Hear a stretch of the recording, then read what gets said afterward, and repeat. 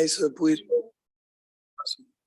Okay, I will call the regular meeting of the Mill Creek City Council on October 4th, 2022 to order, and we'll begin with the Pledge of Allegiance. Would Councilmember Cavallari please lead us?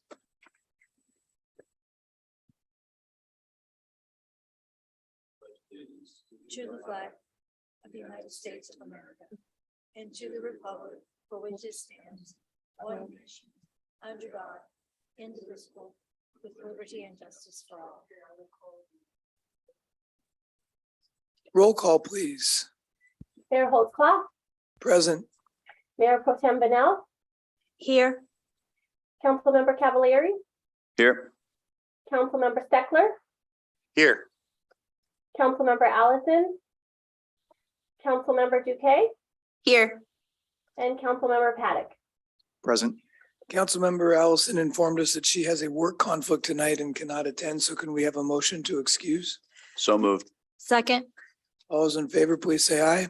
Aye. Any opposed? Any abstentions? Motion passes 6-0. Brings us to audience communication. Anyone would like to address the council? There's no one in chambers tonight. Anyone online? Like to address council at the outset of the meeting? Going once, twice? Gone. We'll have another opportunity at the end of the meeting and we're going to jump right into it. I think we go to our one item on the agenda tonight, the study session, or is there something else? Jumping right in there. Let's jump Thank right you. in.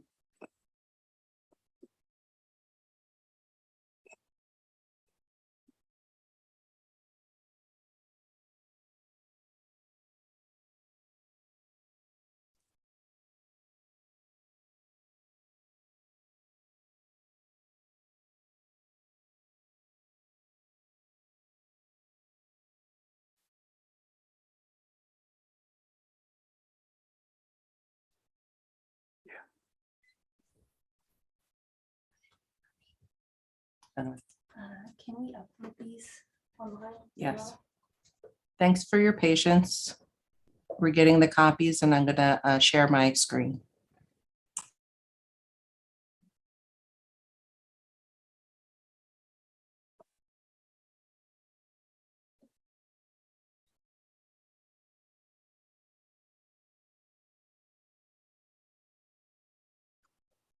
Do we have some music we can play?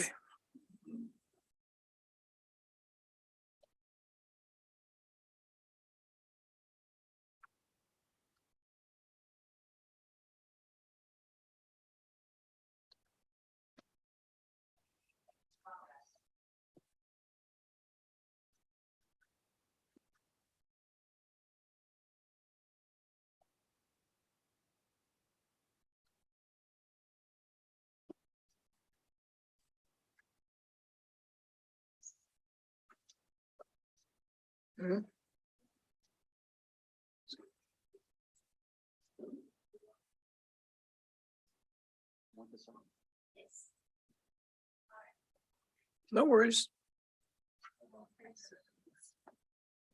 We don't have enough yet. Thank you. Ooh, it's warm. I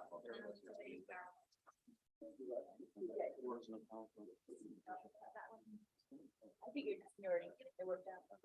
Yeah. Beauty. Yeah. That's what it is.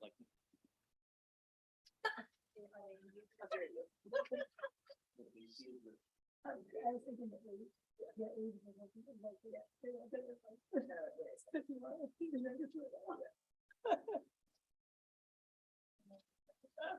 It already sounds better. Yeah.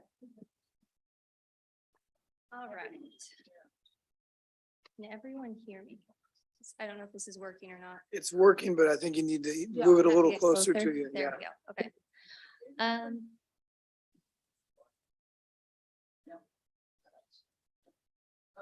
All right, so we're going to be having a workshop. So depending on, I think we were planning on having everyone stay where they're at, unless you want to come to the table. Essentially what's going to happen is I'm going to just go over the budget overview. Then we're going to dive into the revenues for the general fund. And then I'm going to have each department head or manager work with me for the different departmental budgets for the expenses. So I will say that initially we had. They can't hear me. Okay, so initially we were thinking that we would be able to afford more. We were telling everyone, I just want to know, what would you like to see your department look like if we had infinite funds? And what happened was we ended up with 3 million over what we actually could possibly do.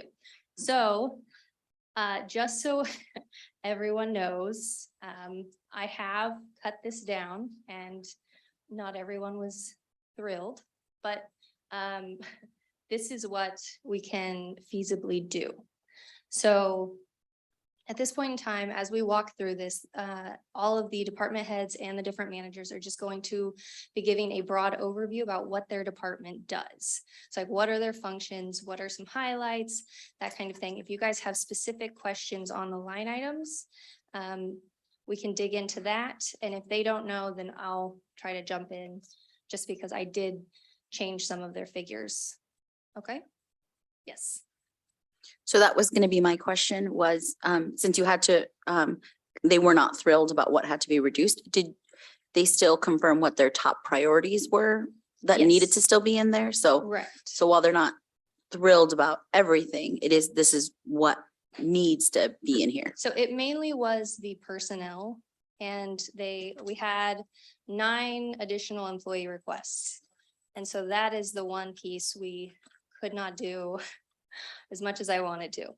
So as far as revenues go, maybe after this budget, we can really take a hard look at, where we're going. I do think we need to get through at least 2023 before we start really branching out, but we'll really see what happens with if there is a recession, if there's not, that kind of thing. So I'm just going to start out with the overview, different economic drivers that I was looking at. We're going to go over the revenue that I put in, and then we're going to walk through the different expenses, and then we'll just touch what comes next. So on the different situation overview, right now our general fund revenues have been projected at $23,147,615. So that is on page, I believe it's 5 of the.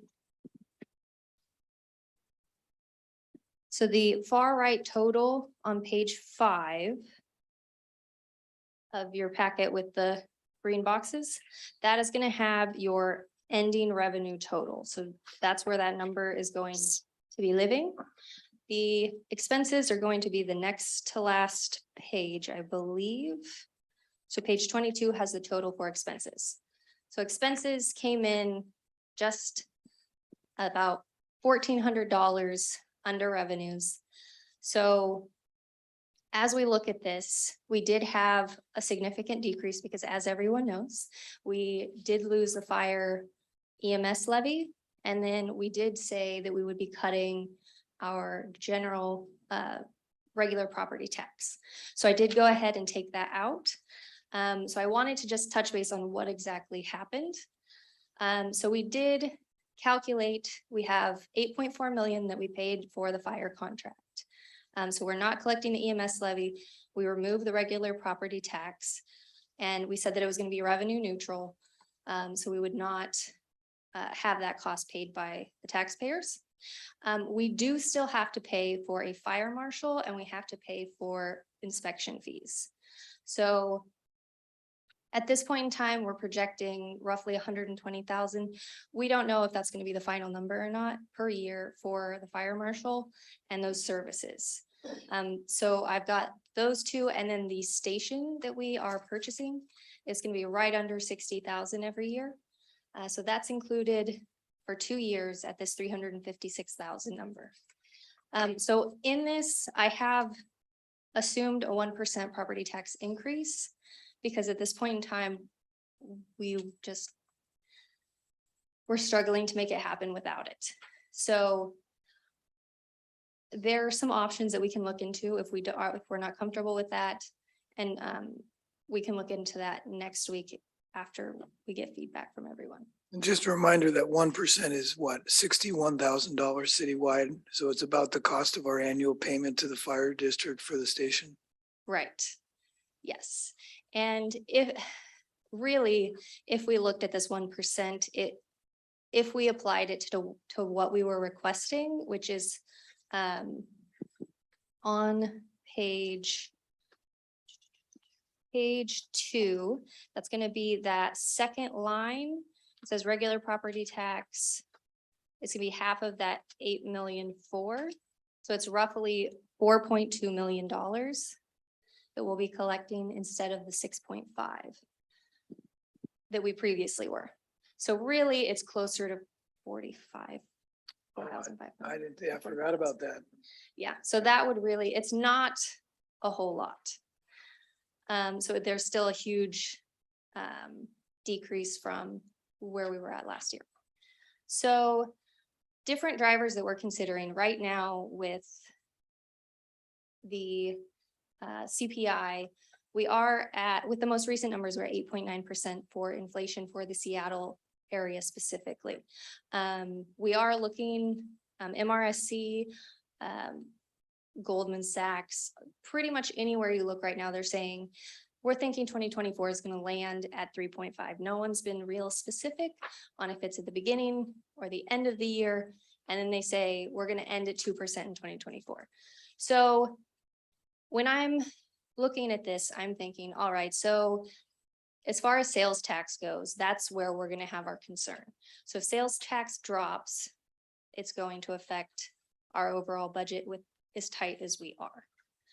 And I will say this is artificially tight just because we did promise the taxpayers that we were not going to increase taxes and we were going to take that fire levy out. So that is what we're wanting to stick to. We're fine with that. The struggle will be if inflation drops and then your sales tax. So right now, sales tax is still coming in strong because even if we have a decrease in retail sales, the sales tax has put us, or not the sales tax, I'm sorry.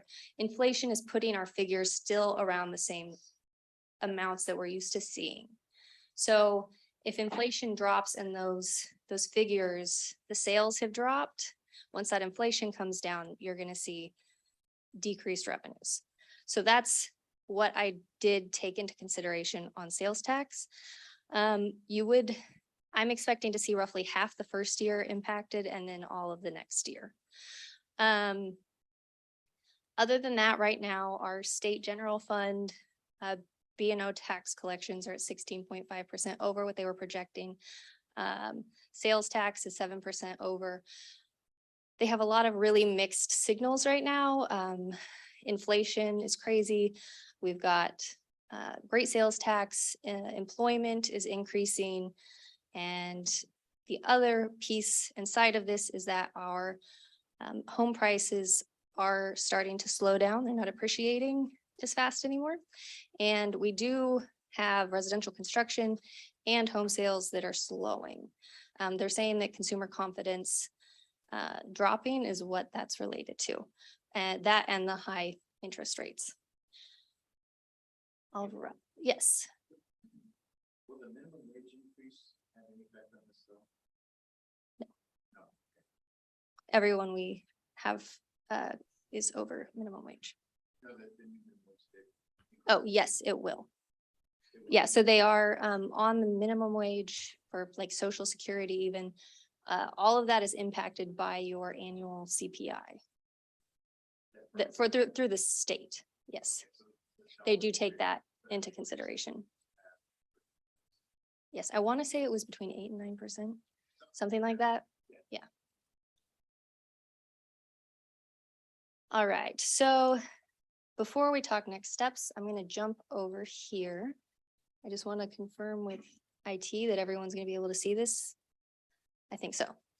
All right. So as far as revenues go, I'm going to pull out my cheat sheet just in case. So we got our regular property tax that we discussed. It's going to be right here. So as you can see, we were at 12.3, 12.6, 13, and then we're dropping to the 8.4. So you can see the difference here. Sales tax, I did go ahead and project roughly where our figures are projected to end for this year, for next year. And then I did do a slight decrease in the next year as well, just in case anything happens. You know, maybe it doesn't, and then we're gonna do great. Everything as far as your the different taxes from the state, a lot of these are based on population figures. So they have a per capita amount. So I have followed guidance from MRSC and the state that has said, you know, this is the figure you're going to expect to see. We have a lot of, let's see if I can find this.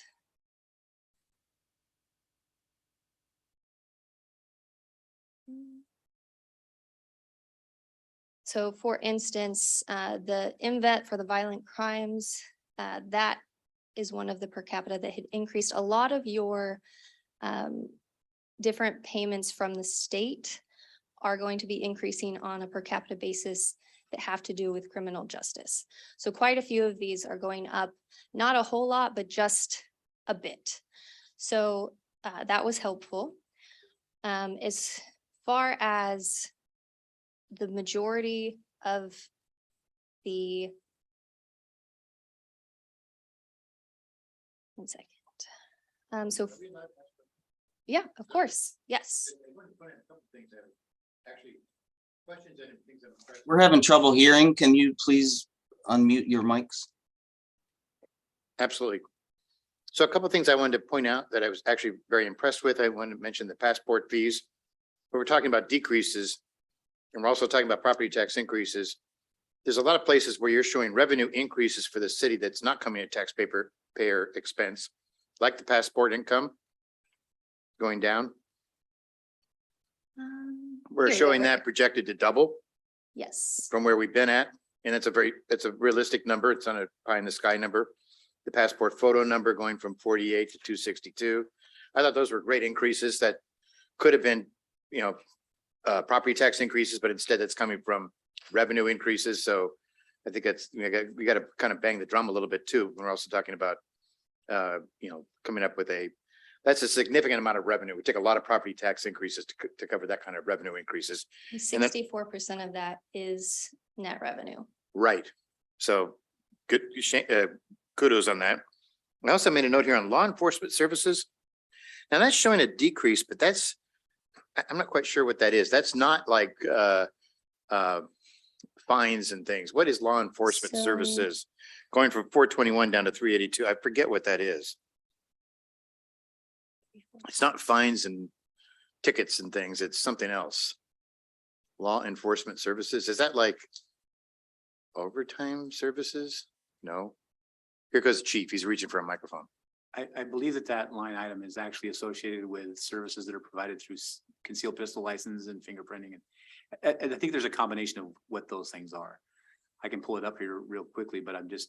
No, I think you've answered my question, because otherwise I saw fines and tickets and other things elsewhere as increases. You're projecting elsewhere going up. Okay, so that makes sense. That's fingerprinting, other I items. believe so. So- I'll look that up and get back. to you. Okay, Right, so- that answers my question.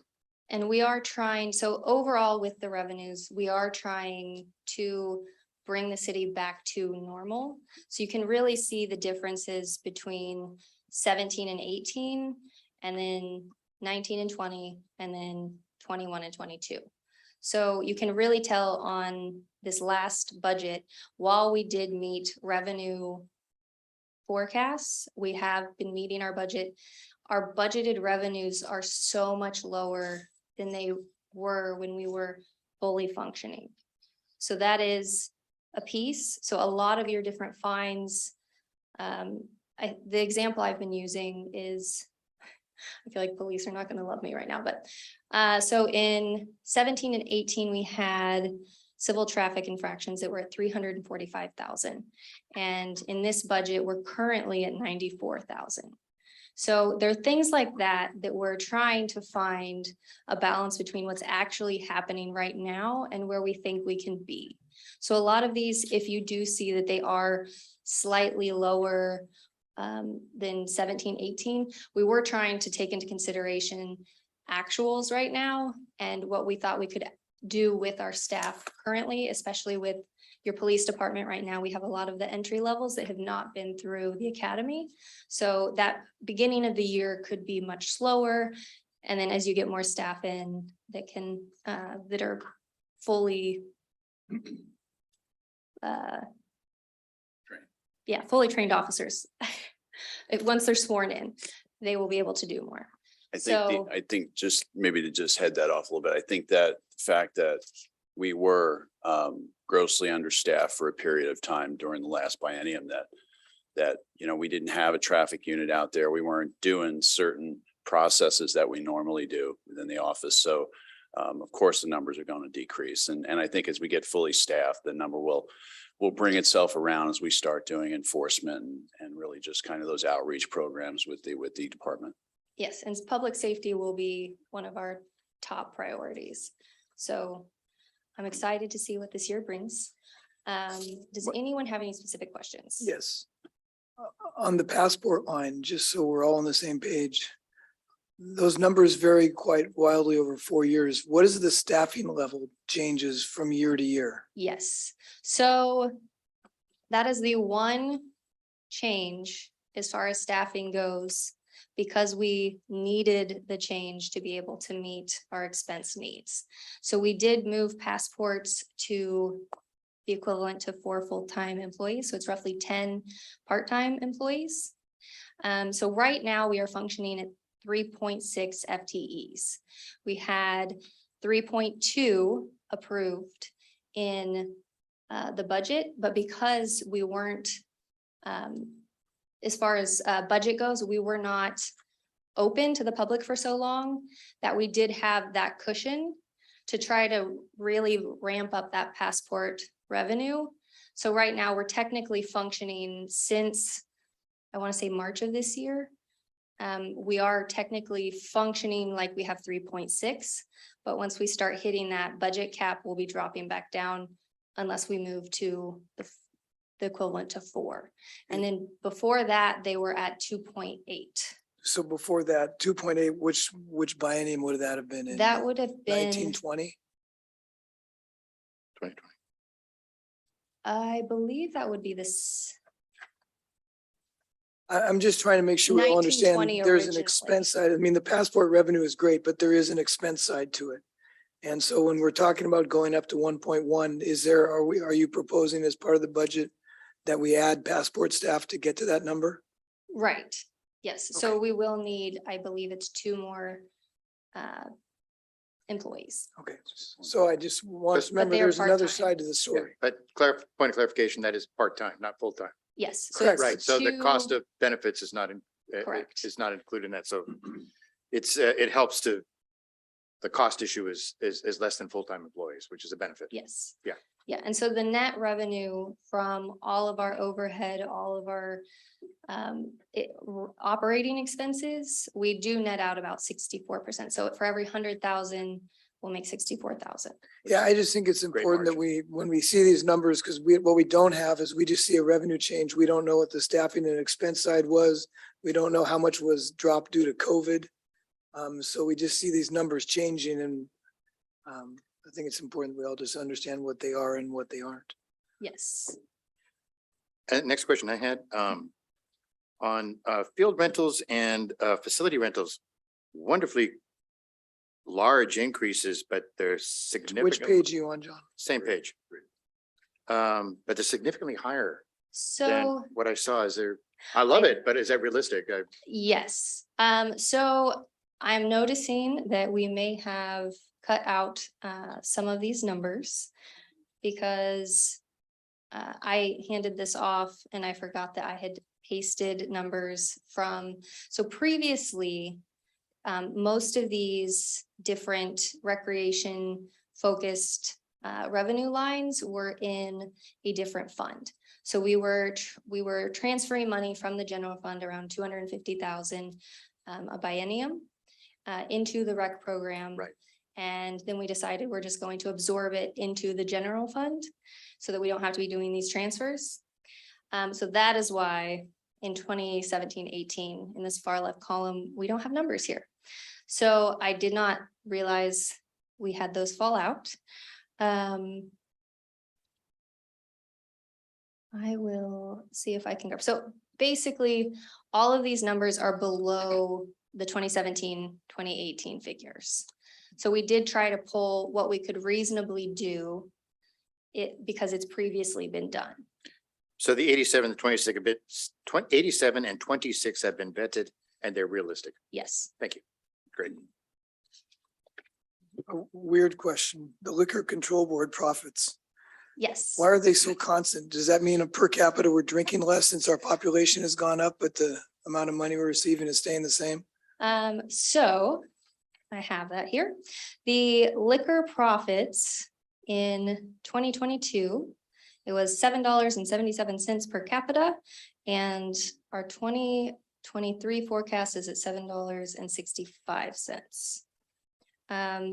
So liquor profits, liquor excise tax, your criminal justice special programs, your criminal justice population, your multimodal distribution, and your gas tax for the motor vehicle fuel tax. So motor vehicle fuel tax and multimodal distribution will be in the street fund. And then a part of that goes and pays for the trails and parks. So this is, well, I guess my question was, this isn't a percentage of the amount of alcohol that's subject to tax that's paid, is purely amount of the, or a percentage of the tax the state collects gets remitted. Correct. Councilmember Duque. And So- you can just jump in. Is This that is a little okay? bit of a free for all. Okay, yeah. It's a I- study section. I was trying to do the light. So I actually had that same note as Councilmember Steckler about the facility rentals because all of that. But I think you said also you said the whole recreation area. So that means then on page 4, so anything preschool, anything that's missing the 2017 to 2018. So family events, COVID-19, that probably means that you just didn't paste it over.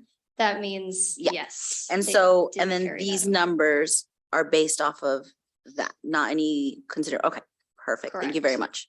And I can make sure to get everyone an updated form, and we'll have this updated for the 11th as well, Thank you. so that you can see what I'm talking about. And are we kind of jumping ahead, asking specific questions, or department heads going to be going over this? Any kind of revenue, let's stick with revenue, and then we'll start pulling department Expenses later? specific for expenses. Yes. Okay, so this is still revenue? Okay.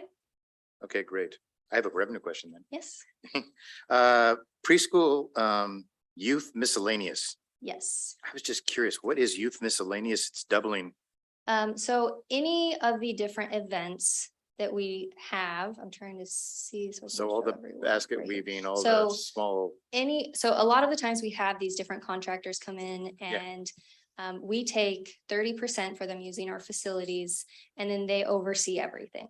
So any of these different events that are held on city property, those are the different events that fall in this. So this is one of the areas that we're really, really trying to ramp up so that we can function like we did back around before COVID hit. and that's the same thing as adult miscellaneous. Yeah, Same same thing. It's just for adults versus teen-based programs. So these are classes. Right. Got it. Right. Got it. Yeah, and we are looking at some kind of a youth preschool program. And so that's why those figures are a bit higher. And so are we not thinking we're gonna get back into the youth basketball? At this point in time, I don't believe so, because we've been working with the YMCA. Okay. And so right now, we're really focusing on whatever we're doing, what is the net profit? Because if the expenses make it so that it's a wash, it's really just our employees spending a lot of time on something that's not gonna benefit everyone as much, where if we can have that program, we can still run it, we can still keep the community involved. We can still make sure this program is available, but then we're not taking on that extra cost. we can focus on different events that are gonna really bring in more revenue for us. Okay, yeah, I'm not sure. I don't remember looking at it. If we were losing money on the basketball before, or if we were just breaking even or making money, but I know we're going through the why, but everybody's missing the Mill Creek one and not as happy with the why. So just to keep that in our Okay. in our thoughts, that I was just talking to a mom the other day that was asking if we were bringing it back. So We can definitely look at that and potentially make changes for this next budget presentation on the 11th. So Yeah, go ahead. I was just gonna say from the research that we've done, that Brian Davern spent probably 6 to 8 months out of the year full-time running that basketball program. Mhm. We don't have that capacity right now. That's documented and proven. So with last year, we had some feedback from the community. But the Y has changed it up, and so far this year, we've had 0 negative comments. So we're running with it again just to see what happens, but they are literally mirroring what we've done using the same facilities, the same coaches, the same teams. So that's what we've heard so far. So I had a separate question, but I just wanted to echo that. I know from talking with former staff that it was a full-time gig. So to be able to bring back that in-house, I would assume that that means that we'd want to be able to pay someone, because it's not just hiring someone for specifically recreation, it's handling this massive project, which I did also hear the same thing. A lot of people weren't happy with how it was run last year, but I mean, I would also say there were still a lot of unsureness of masks, COVID, like there was a lot. So I wouldn't take that. I would say just continue how it is and keep going. My question had to do with adult programs and things. I was just curious, is there any way of understanding what was senior specific? Or is it just all kind of lumped in with adults, which makes sense because we're all adults, but I was curious if there was senior specific programs or So, miscellaneous. I know we do payments to the North Shore Senior Center for Payments. senior activities that are provided. They do different art painting classes, and then they have, I want to say bingo nights. They've got yoga, dancing. Mhm. They've got all kinds of stuff. And we've got those payouts in the non-departmental account Okay, at the same level we previously had them at. thank you very much. I do have one comment on that as well. We have had interest and folks have reached out and wanted to, even though we do have programs at those other facilities, they would really like to see some programs brought back here into our City Hall North. And so we would love that. And we will, part of our, I guess, growth here in this next biennium is looking into how we can help facilitate that. And it is top of mind for us. Thank you so much.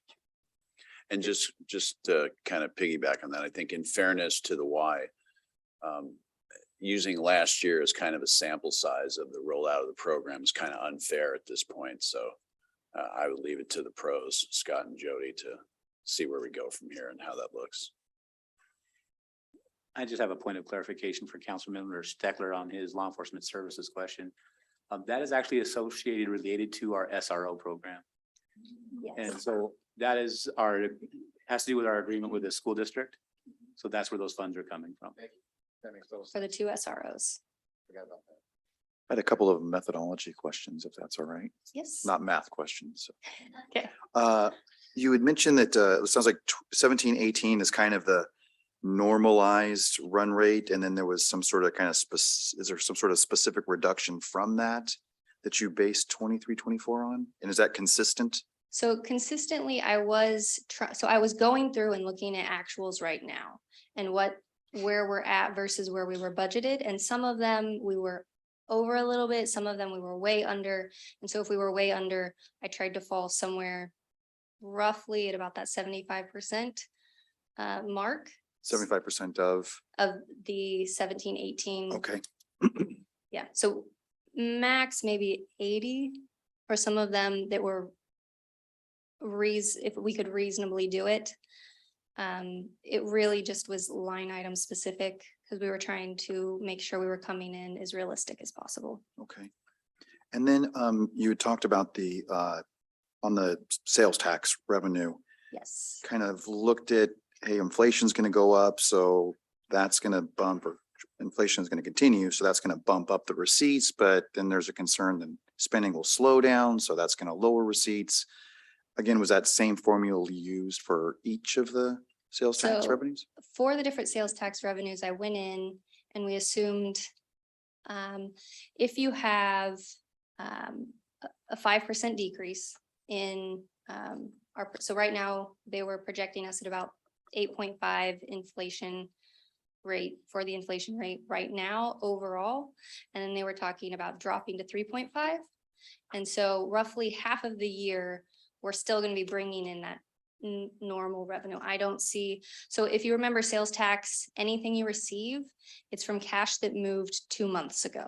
Hmm. So in February, you'll be getting December. And then in March, you'll be getting January.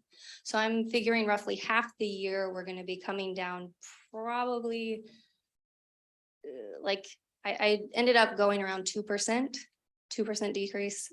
Mhm. So I tried to figure we were roughly where we were this year. And then I dropped that by that 2% in the year after. And that drop would be because people won't be spending as much, or? It will be a combination between they won't be spending as much and those prices that are higher are going to be coming down Well, they won't come down, right? They just won't go up as much. potentially. Fair, okay, okay, anyway, So they're sorry, saying, got it. they're saying that prices should cool. They should Mhm. start dropping Mhm. around 2024. Well, yeah. So I think you didn't take huge chunks out. But I did do roughly 2% at the, There are a lot of indications out there that spending's gonna cool. Mhm. And that when the spending cools, the demand is down, prices are gonna start to slide a little bit. And because people are kind of got crazy during COVID and went a little overboard, and now they're just gonna be normalized. It's gonna normalize, it's gonna come down a little bit. And sales tax includes all sales tax, but you're really talking about here is the biggest number, and that's retail sales tax, which is the one that's the most flexible. right. The one's most elastic to these factors. The other ones aren't going to be as, they're pretty consistent. Right. They're a But little bit retail more sales sticky. tax is the one that's been our friend for the last 3 years. Right. Won't be as big a friend anymore. Yes. And I will say on the construction piece of that, we have brought that. That's why I was trying to match roughly where we're at right now. Or well, in this year. Mhm. And then I guess the last methodology question is on the property tax.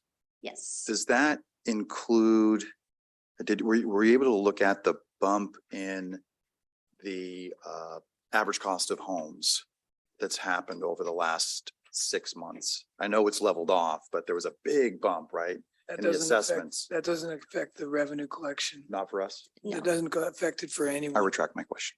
Yeah. But we can have over alcohol a discussion on the property tax. We've Well, all had that discussion. And that looks like it would help our, So the dollar figure is what it's tied to. So your highest lawful levy Mhm. is the maximum amount you've ever taxed. And then you can go 1% over that. So right now we have roughly 97,000 in banked capacity. So if we wanted, we could throw another 97,000 into the mix here if we absolutely needed to. Other revenue ideas, I mean, we could do a utility tax. I don't really think that's where we want to go right now.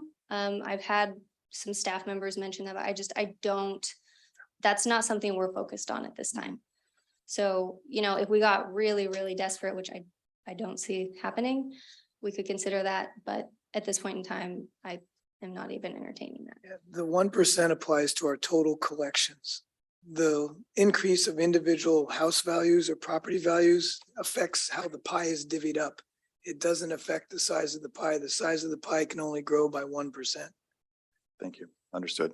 And I did decrease that by that 2.5 million that the general fund had covered, but I did add back in that fire marshal cost. So that's where that came from. Thank you. While we're talking about construction on the, just so we're all, I think on the same page. It looks like in 17-18 we had a bump in zoning and subdivision fees, which I'm assuming was review fees for the farm. And that then trickled Page you in. on? I'm on page 3. Thanks. And then that then was reflected in 2007 or in 2019 and 20 in a bump in engineering plan check fees. Yep. When they went from the approval to the construction plans. Yep.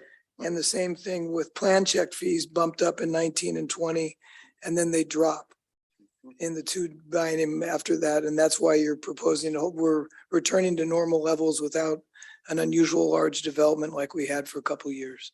Right. Okay. Yeah. And then going back to the page 2, the public safety sales tax. If I remember correctly, that's the 0.1% that kicks us up from 10.5 to 10.6 that the voters approved. Correct. And does that sunset at some point? Because that was adopted before I was on the council. Is that in perpetuity? So, yeah, there's actually the two taxes, right? The public safety sales tax, which is through Snohomish County at 2.0%. And then the criminal justice sales tax at, I'm sorry, 0.2%. And then 0.01%, a tenth of a percent for the criminal justice sales tax. Which is What- the one you're talking about. Well, I'm sorry, the public safety sales taxes, that's what I was referring to. Am I referring to is that the 0.1% that the voters approved? The point two, yeah. Okay, but the point is, these were all voter approved sales tax Correct. increases. Correct. Because I think you always hear about how Mill Creek's got the highest sales tax. This body, whoever has constituted it over the last 10 or 15 years, hasn't done anything to raise the sales tax on the residents of Mill Creek. It's all been done by the voters of the county or by the city. State, not city, but yes.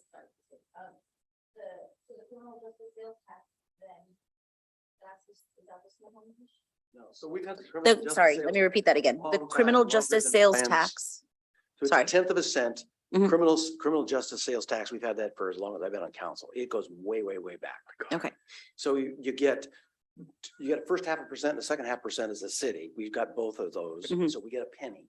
Mhm, mhm, And then we got a tenth of a cent for the criminal justice sales tax. mhm. Then a couple of years ago, the county added on to that 2/10 of a cent.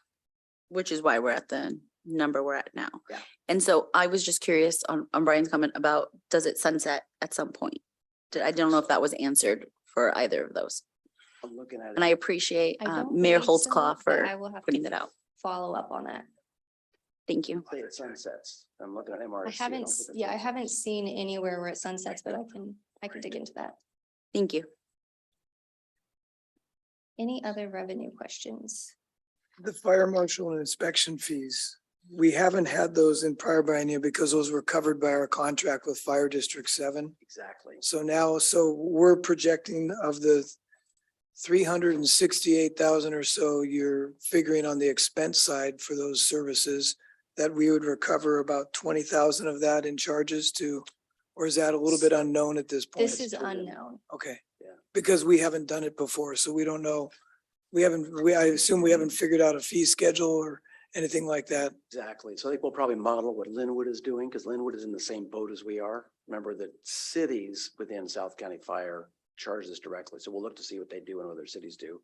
But like you said, we've never touched it because Server took care of all that. They took in the money and spent the money both. So as we get into the next biennium, we'll refine that, where's the number I was looking at, $20,000. So that presumably is gonna go up somewhat. We just don't know how Don't know much. what it is, yeah.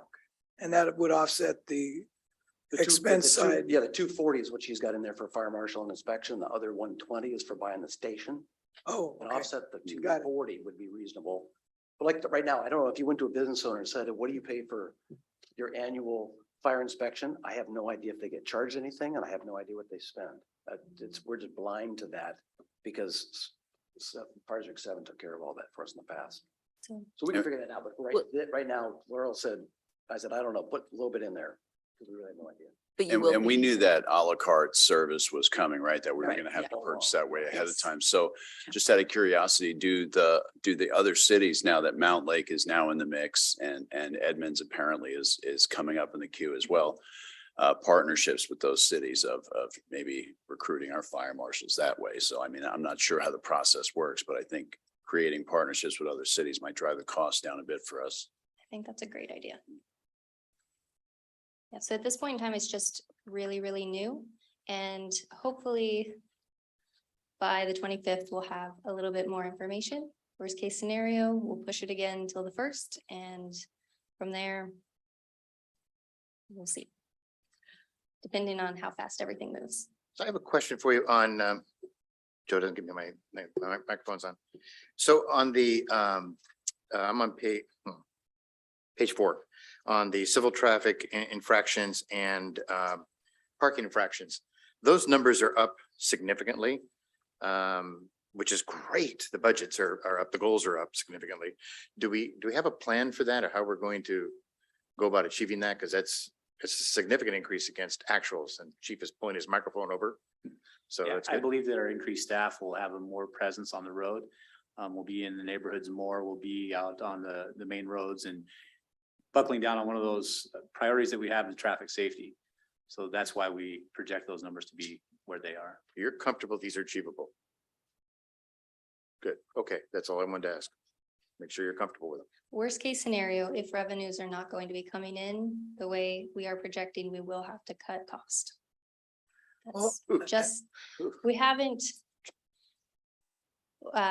waded too deep into that yet, but that is what would naturally happen, is we would just bring down, and I'm not talking employees, I'm talking just the different individual line items we would cut from where we find the least painful. I'm happy to see the increases. I just want to make sure they're significant Well, increases. well, happy to see that increase. I remember the last discussion we had on this was the discussion on the parking in the neighborhoods, sidewalks that have the little, whatever we call the. And we as a council, and I don't remember who was up here because I don't remember when we did this, has a discussion about, do we find people who park on the wrong side, or do we give them a nice little thing to put on their windshield? And I recall us discussing that we didn't want to fine people. We wanted to incentivize them to obey the law. So if we're now in the budget saying we want to drive up the permit revenues from infractions, that's a different policy decision than what the direction this council gave a few years ago. Actually, I'm more interested in civil traffic infractions.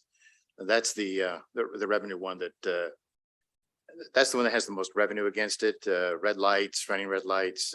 Well, Not but the parking but the infractions. civil parking infractions is proposed to go up from $6,500 to $2,800.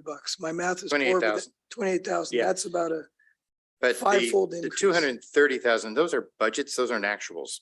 So those are budget numbers that we had in 21 to 22 versus the budget for 23. But the budget The actual reflects our numbers in policy 21 to direction. 22 are significantly different than that.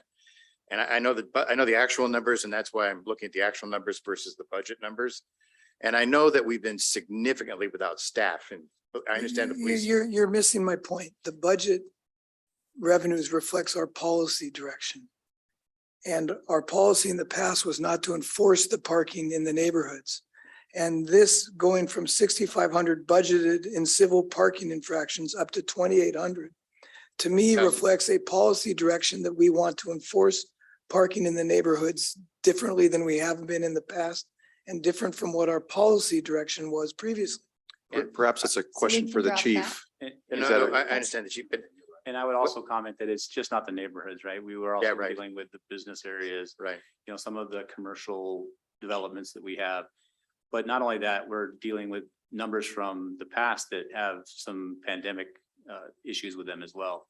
So if we look back to the 2017 and 2018 numbers, those numbers are more consistent with what we're projecting for 2024. Okay. Right. I just want Yeah, to make see- sure we're not, because when I just first blush, it looks like it's different than the discussion we had up here a few years. And I apologize, that might have been the comment that I that's- made, but that's what we're really looking at is what we can project from what we've done in the past. So no change in policy, just looking at what had happened in the past. Correct. With the Right. staffing from the past. Looking at, and then looking at Okay. actuals. Yeah, Mayor, I'm more looking at the actual revenue numbers of what was achieved, actual numbers achieved, and had nothing to do with the parking infractions. It was more on the traffic infractions, which affect the safety issues of driving in the city.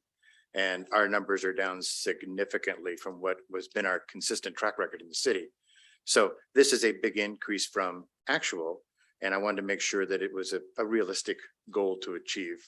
And that was my only question. I wanted to give the chief an out, and he's comfortable with the number, and I'm comfortable with that. And we That's can what- cut that if you would be more comfortable with that. No, I want to make sure he's for sure he's comfortable. That's Well, I'm interested to know though, when we saw the decreased enforcement, have we had an increase in traffic problems, accidents, pedestrian, vehicle, bicycle incidents?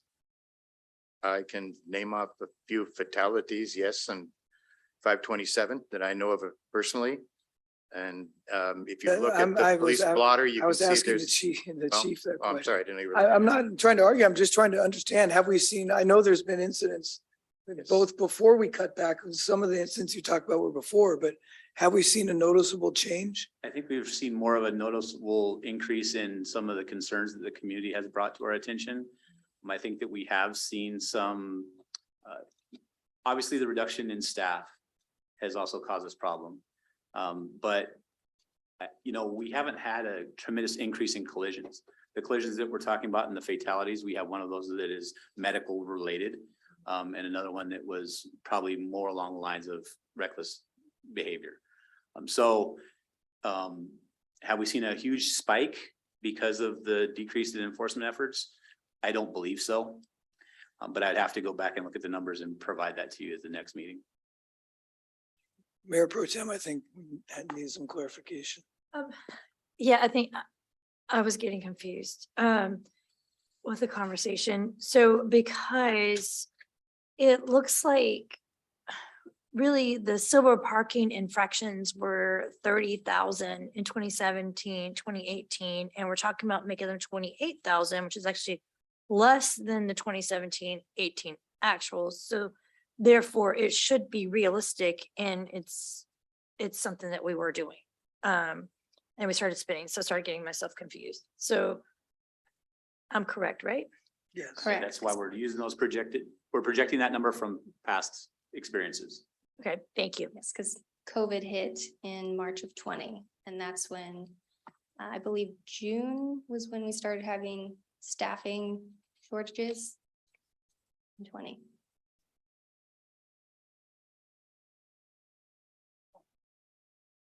My question, and it's, I'm sure just a very simple, on page 5, for those of us with papers, just I noticed there's a lot of items. So towards the end of where you're looking at, there's a lot of items that don't have anything listed. They're just, because I don't do budgets, it's, you have to include them because of a certain amount of time that you've had them there, or?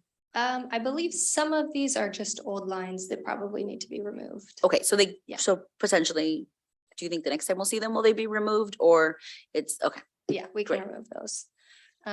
It's mainly right now, we're playing with our finance software, trying to Right. get all of this actually to work in the software instead of pulling it out into Excel, playing with numbers, that kind of thing.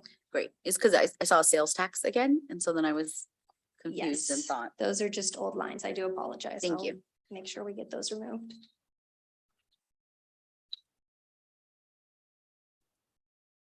Any additional revenue questions? Do we have any concerns that we would like to see changed or potentially reviewed again for the 11th? I guess my only comment has to do with the passports, because while I see it, I don't know how this tracks, how it trends, but there was so much, because we were locked inside, that everyone went to go renew their passport to go out. And I don't know if it's, if it was like a sustainable thing that'll continue to happen.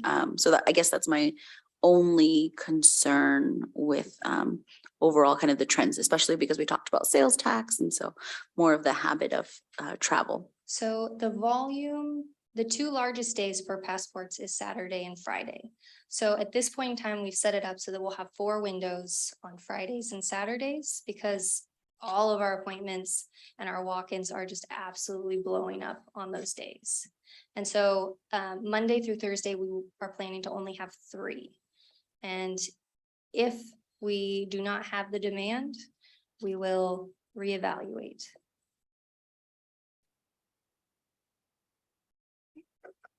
As your question on running different numbers or whatnot, it seems like, and I think this is a smart thing for us to do, but it seems like the revenue projections, if we're looking at, just to repeat what I think I heard you say, 75–80% of the 17–18 actuals, sales tax specifically looking at a 2% or so, or 2 percentage point drop. It would be interesting to see if maybe you cut that 75–80% in half, like maybe it was 90% for those, and then perhaps go just to even on the sales tax, no percentage drop, just as a sensitivity. Like, what does that, how does that change the budget? Are we talking, you know, an additional million? Are we talking 500,000? Just so we know what that cushion is. I'm not suggesting we move it up, just be interested to know what that difference is. Yeah. Thank you. Yeah, this is the tough part of the budget. We have this discussion every 2 years, not knowing what's going to happen for the next 2 years, economy wise, what's going to happen with real estate, what's going to happen with sales tax.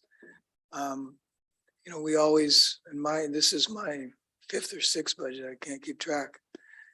And I think it's important to point out that with the exception of that first budget in 14–15,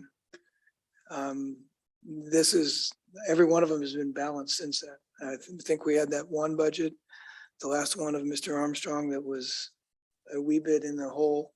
But since then, we've adopted balanced budgets, and staff has done a good job of being conservative both on, I'd rather be conservative on the revenue side and pleasantly surprised a year or 2 years from now that it came in better than expected, rather than having to have hard discussions of spending money that we thought we'd have that we ended up not collecting.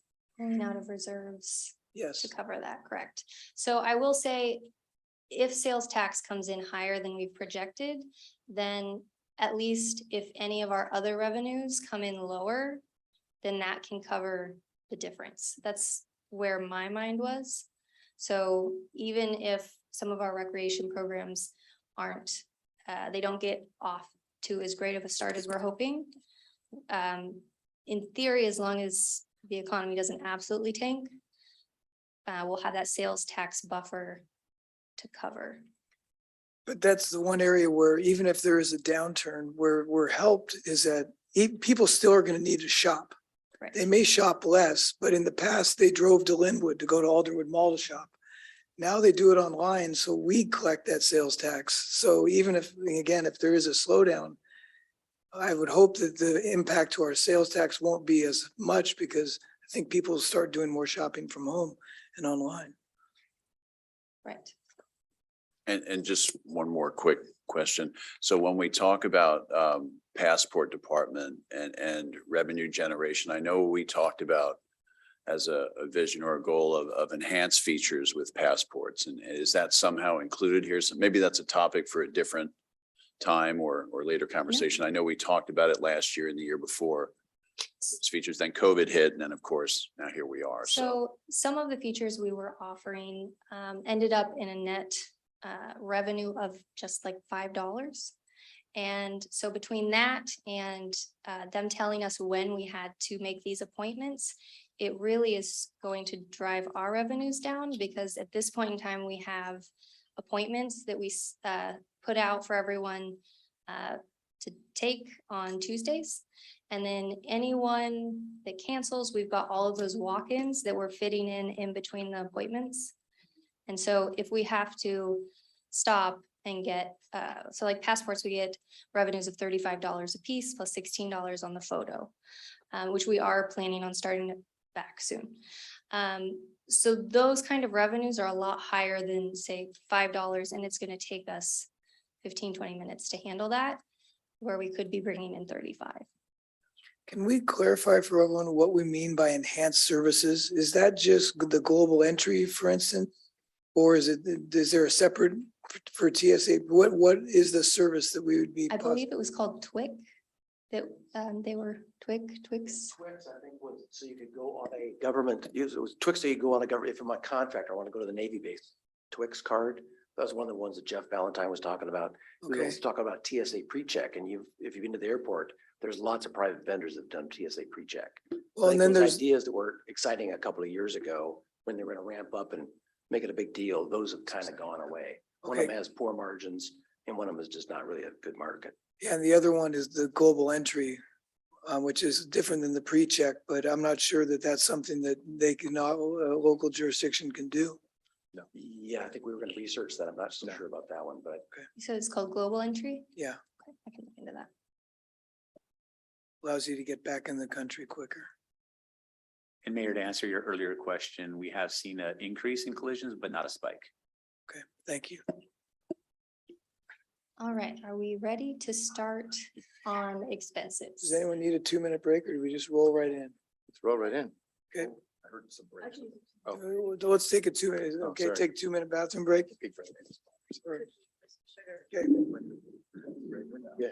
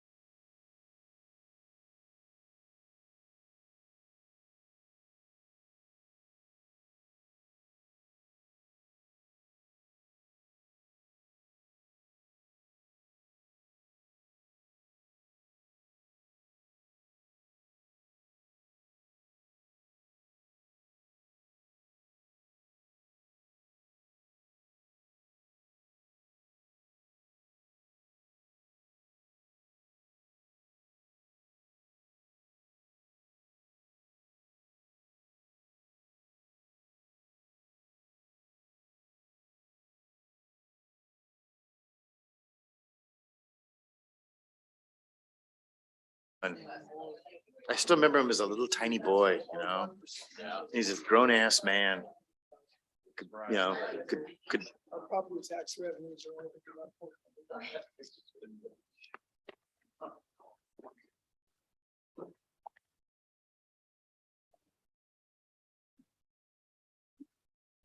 So if we have individual line items, I have notes, but it might take me a minute to find them. So we're clear. Yes. Yeah, and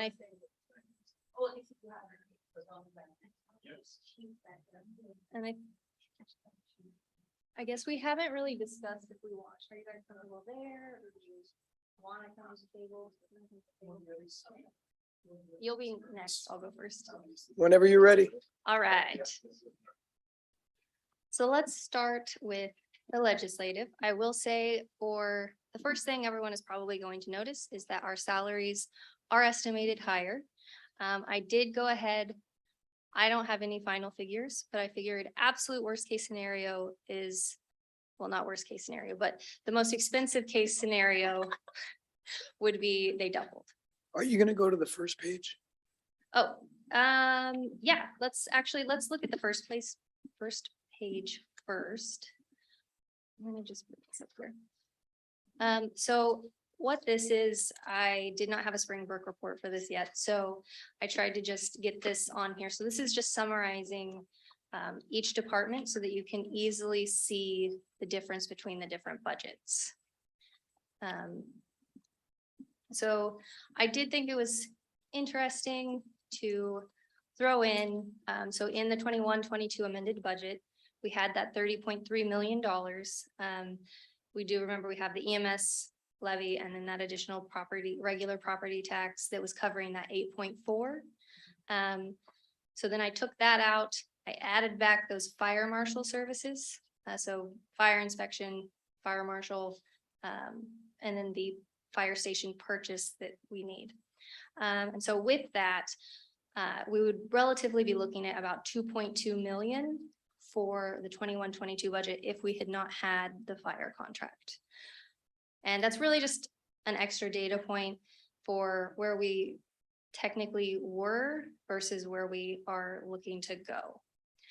So we did have salary adjustments. We do have the guild negotiations that are still underway. So we've got a lot of different personnel related increases. There's not really anything we can do because you have your COLA that, well, we want to make sure that we're competitive. And then we have COLA to try to make up for any kind of, we're not going to go, right at inflation. I mean, we have to be reasonable because there's no way we could afford to do that. But we are trying to make sure that we're keeping up with our comparable cities for pay. So that is one of the larger increases just across the entire budget. We're working on legislative salaries. We're working on some union salaries. We're just reviewing those, seeing where we fall. And then that will be a discussion with the different unions. So overall, it would be an increase if we had not had the fire contract. And then, did anyone have any specific questions just on this little blurb right here? before Yeah, we I jump do. in? And that's why there's a couple of these I want to make sure we discuss. So everyone up here, as well as the public, understands the city manager line item went 1.59 million in 17-18 under Rebecca to 2.6 in 19-20, back down to 1.6 in this budget. And then we're projecting 1.5. My recollection, that big spike was because Michael pulled the legal fees into his budget. And so that's why we had the spike in that biennium of the attorney's fees. So on top of that, I also did take out half of an FTE from this budget. So originally this budget had the city manager, the deputy city manager. Right, I'm not worried about this budget. I want to make sure we understand why there's the spike in that middle Yes, number. That was the attorney's fees. Now, the corresponding question, did that come out of the non-departmental? Because that dropped pretty dramatically from 17-18 to 19-20. So is that where the legal fees were? so I believe that that had to do with insurance and different items that were placed in non-departmental. Now Okay, that I'm looking at this just right now. I don't that's- need an answer now. I just think it's important that when we have big changes in numbers like that, we make sure that we get an answer so everyone understands represented. Yes, Because it doesn't affect this year's budget for that non-departmental is in line with the last year's budget in the 19-20 actual. But I just think it's important we know why there is the big drop from the actual in 17-18. And then my other question was the communications and marketing.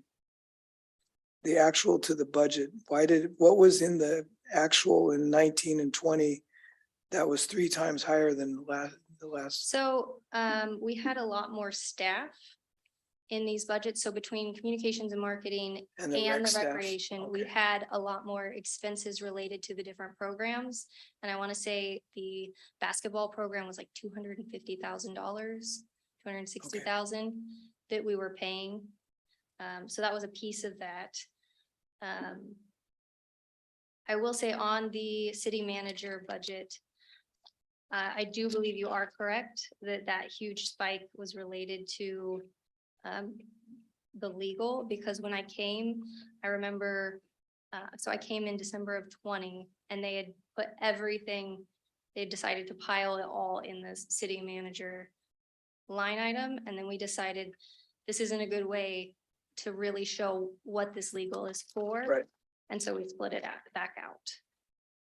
And then I will follow up on the non-departmental for the 17-18. Thank you. When was our consultant, was that in 19 or 18? The what? Bob Stoll, He would have been, 19? no, that would have been 17, 18. It would have been 17, 18? In the beginning of 19. End of And that 18? was in the city manager budget. Okay, so that was 18. We had Bob Stoll. I don't think we budgeted anything for that because it was on the fly in 18 after we let Rebecca go, and I'm not sure that we budgeted. I thought it was in 19.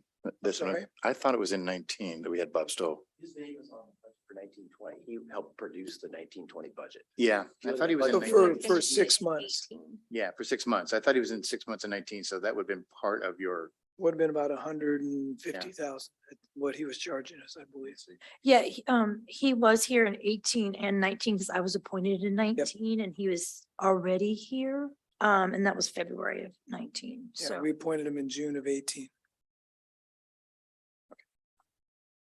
So you'll also have the different hiring costs. So when you got a recruiter and then all of the different costs that were reimbursable to all of the applicants would have fallen in there as well. I do recall in the communications marketing, we, in 19 and 20, we had a director. And I think there was 3 other individuals in that department as well. Plus the rec program was in there because that was underneath the director.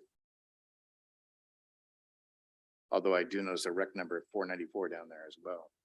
But that might have So been, I that know might have been in 20. Recreation had a lot of personnel costs that were related to the different referees, the different preschool programs for the teachers, any of the people that weren't full-time. Okay, A lot of those were in the recreation, and then communications and marketing had covered the different full-time oh, staff. communications and marketing, I think they just had the basketball program in theirs. That would have been where Joni was too. Right, Joni was in there and she had the basketball program. Yeah. Along with, I think 3 other people in her department.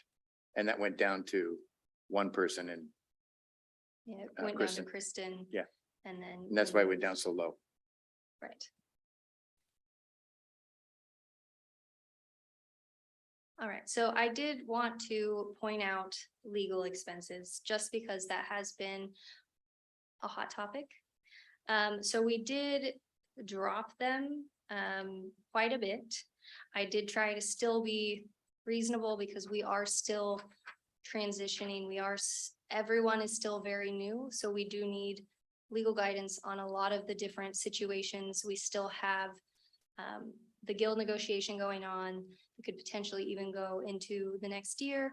We have AFSCME negotiations that will start mid to late next year. And then we will also then in 24 be starting guild negotiations again. Yes, so I wanted to make sure we included all that, depending on what happens with the guild's preferences on how many years this contract is for. I think it would be helpful not to have tonight, but in which one of these line items do those go? So for Those would be in instance, HR. right, but for instance, the 403,000 in our amended budget for current budget for city manager, that I assume is our monthly retainer for Lane Powell. For Grant Degginger, that's your city attorney legal fees. So anything for like your resolutions, your ordinances, different contracts.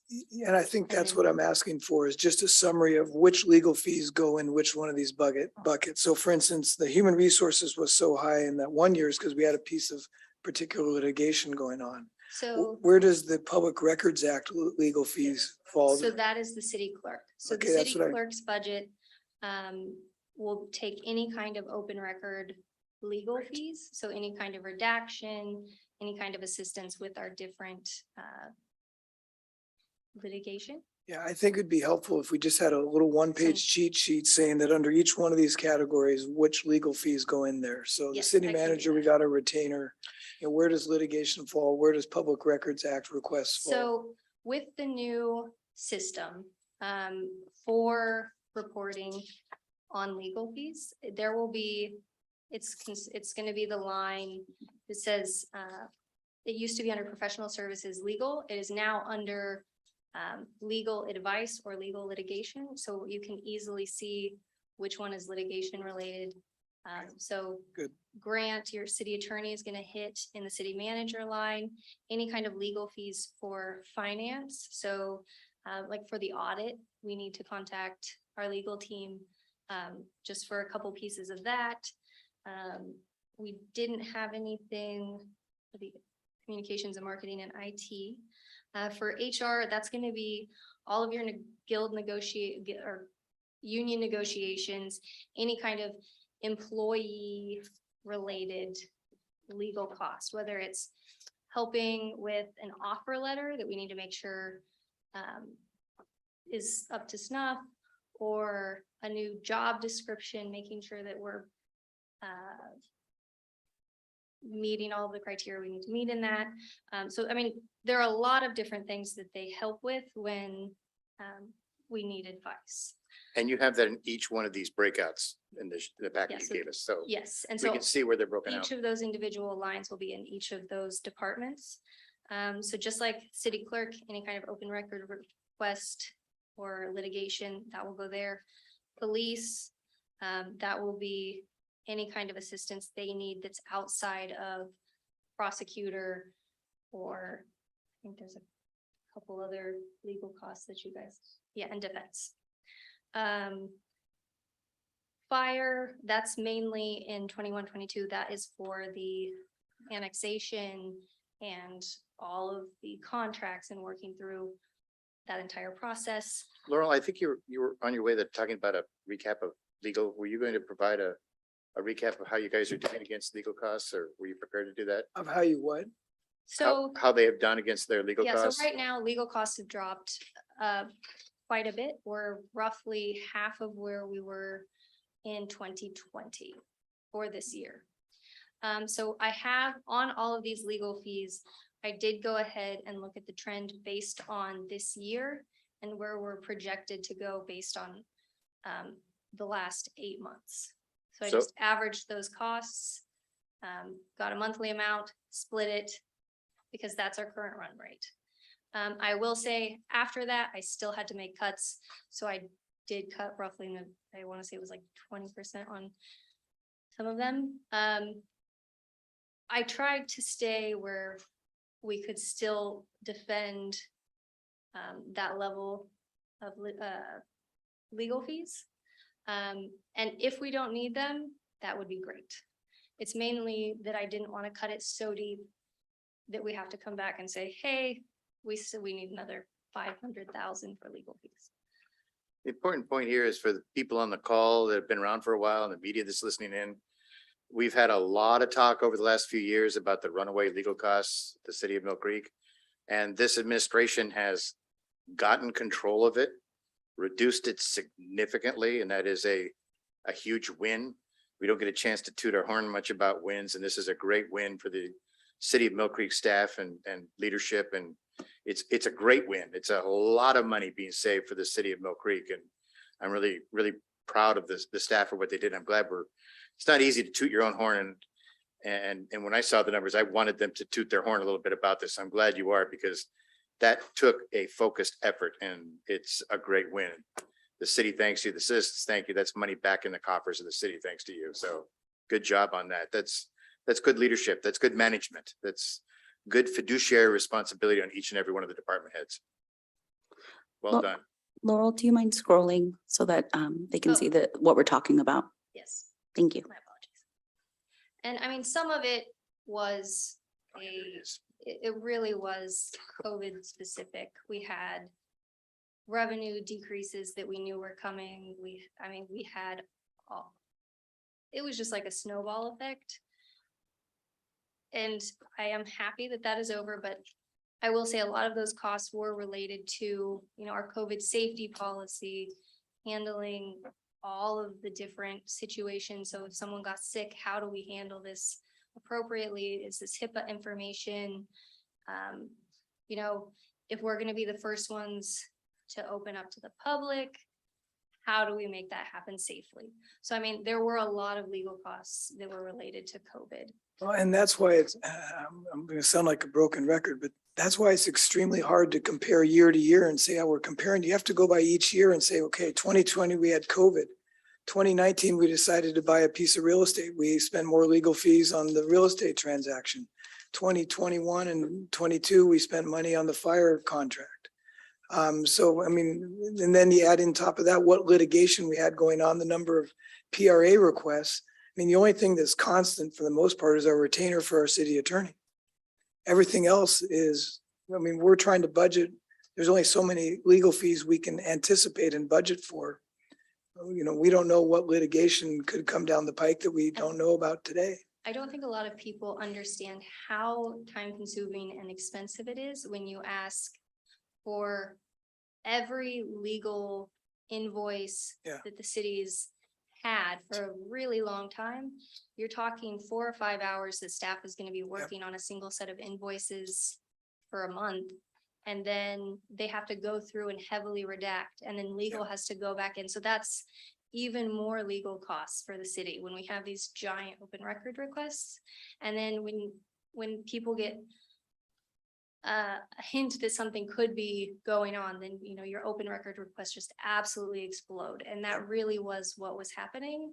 And we had to have legal help with that redaction so that we knew, we weren't redacting information that we shouldn't, and that we were still protecting the information that should be redacted. And that's why I'm so big on getting an explanation for each year of what's driving the fees, because the public looks at the raw numbers and assumes everything's out of control when we're not in control of what we're spending our legal fees on, because we're reacting to PRA requests or litigation or employment matters. These numbers don't show what years where we having to incur additional cost to renegotiate a guild contract or an AFSCME contract. There's so many differences from year to year. They're not constant. So it's hard to just look at the raw numbers and compare them and say, oh, the costs are running away and out of control. They certainly were higher than we wanted them to be for a year or two, but that wasn't because of anything we necessarily did as a council or as a city. Well, I do give credit to the fact that the litigation that has been handled by the city over the last couple of years hasn't been replaced by new litigation. Correct. And therefore, they're resolving the issues. We're moving ahead in the right fashion to keep those legal costs down. So that is one issue that is being controlled. So thank you. They have their eye on that ball. Absolutely. Absolutely. Yeah, I've been trying to watch it. All right. Are we ready to move on to? Yes. Yep. Okay.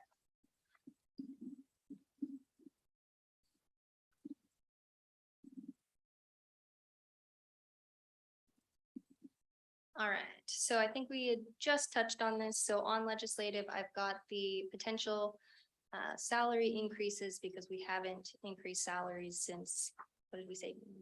1989, 1994? 94. It's been a really long time.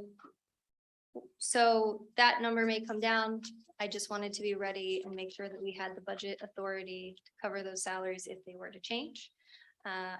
Everything else down to professional services is just benefit related. Social security, opt-out program for MABT, that kind of thing.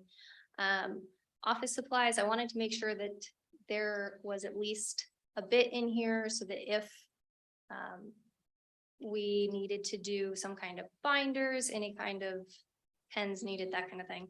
Professional services. Got a cheat sheet. And I don't know that I'll go through every single line.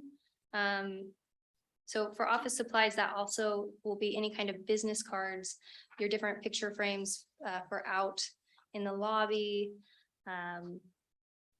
On professional services, I did include money for the manager evaluation. We have municipal code updates. We have the legislative retreat. And then it did look like at one point in time, there was 121,000 for an interim city manager in this specific line. And I did notice that part of that had hit the city manager budget and then it bounced. And that was in 2018. So that's where some of these changes were as far as professional services. So you did have part of that interim city manager in this figure. Laurel, if our newly formed legislative council committee recommends that we hire a lobbyist for the coming session in Olympia, where would that go in the budget? Would that go under our legislative professional services? That would go under professional services, yes. But it would be part of the council's, the legislative budget.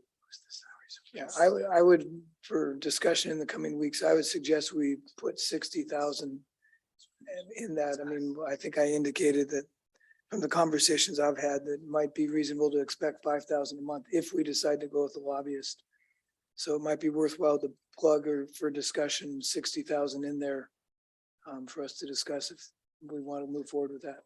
Okay. Anyone disagree, objections?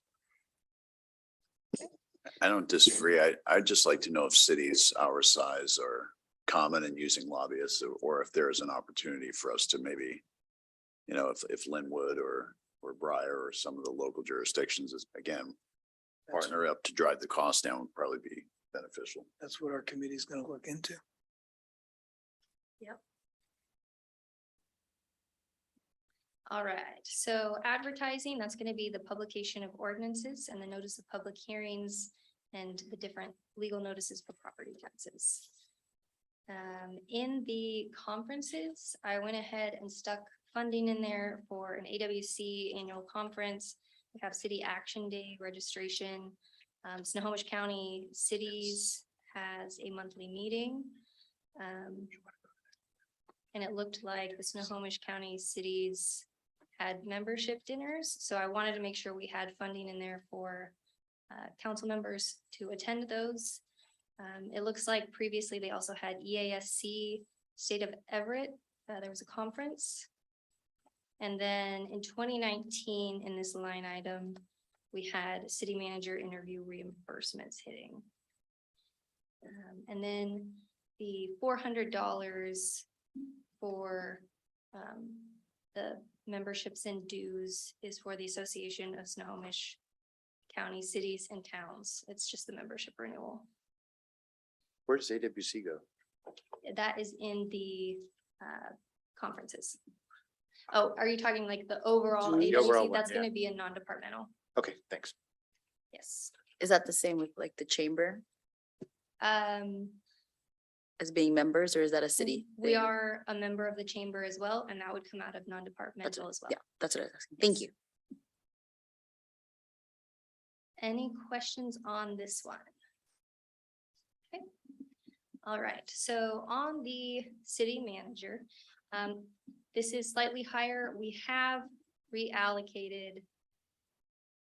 We have the city manager, the deputy city manager, and half of the deputy clerk because she is also the EA. So those are the salaries that are hitting in this line item.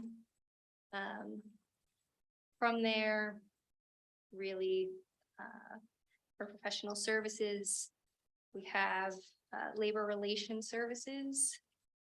Is that in here or is this previously where this was at?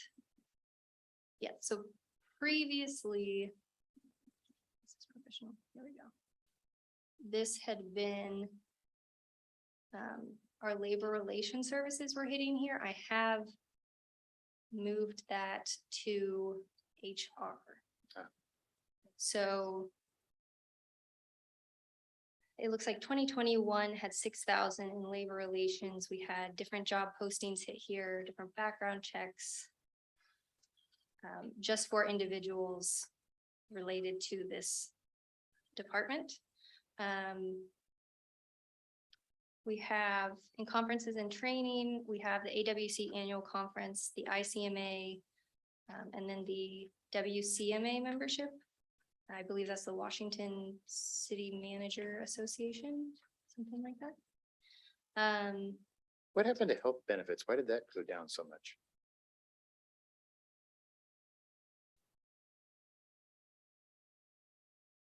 Go down That some. is because the split for, I would say that's the split. So previously that would have had all of the individuals' health benefits, and that is now split between the clerk's budget and this budget. So that had, For that all additional three was in the 21, 22. And 23, 24 has just the city manager, deputy city manager, and half the clerk. And it is very, very different between employee only and family costs, because the city pays for 90% of the health benefits. And so that, Oh, so if you yes. have an employee Yes. only, an employee spouse child. Going from employee spouse, family children. plans to employee only plans. Interesting. Okay, Yes, thank you. so those Yep, are got it. large. Got it. And I will say, I did tell staff not to worry about their line by line detail, because we were gonna be higher level. So I have already started doing what I told them I was not going to do. Sorry. So I did.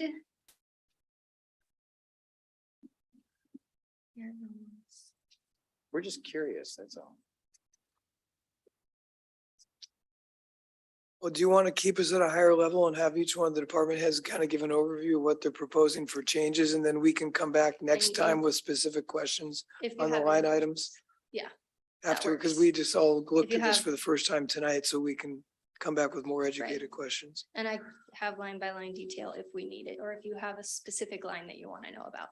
So Stop asking higher questions. level, city manager budget, this is going to be, your executive level management. I already mentioned it's going to be the city manager and myself, and then part of the clerk.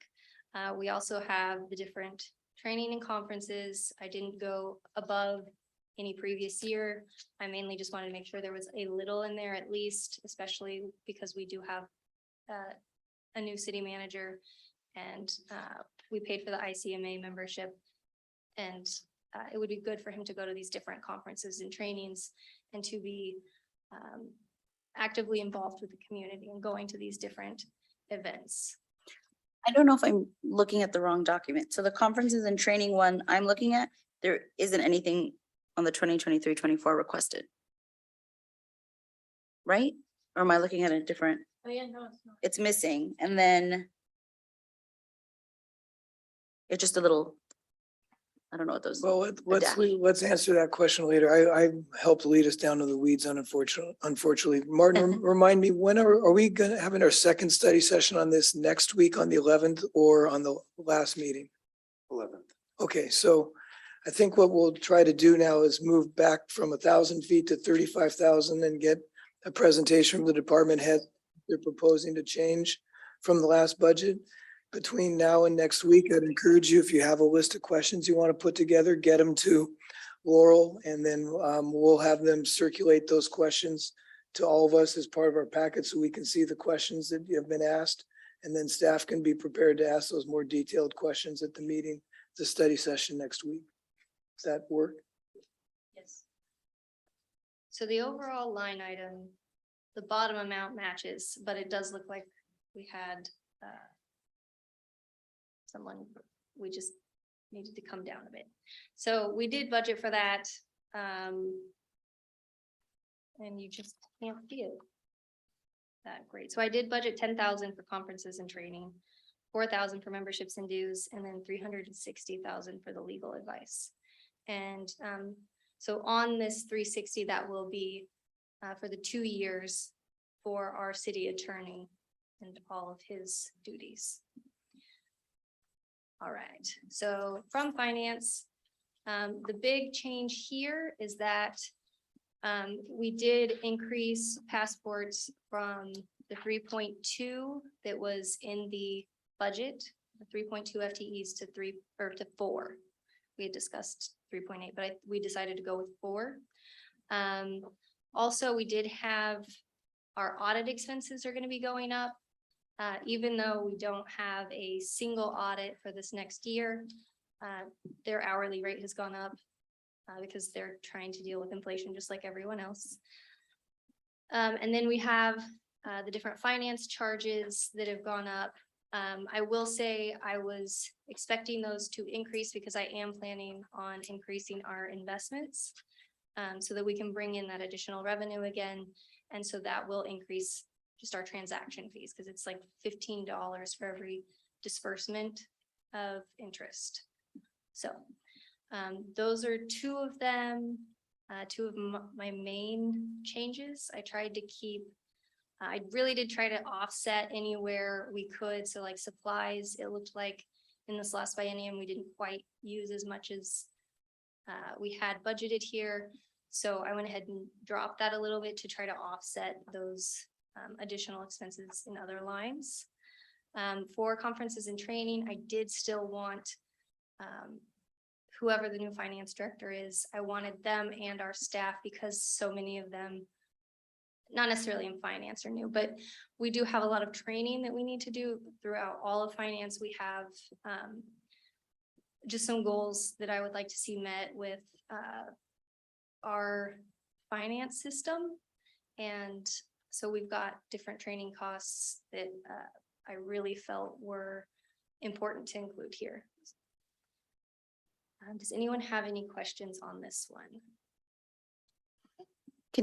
I did, sorry. Can you, so who, for salaries? So I know you said but what are those position titles? So it's finance director So comes we out of have here. Finance director, we have the accounting technician that's under this one. We have the staff accountant. And then we have the administrative supervisor for finance. Are those all positions that are currently filled?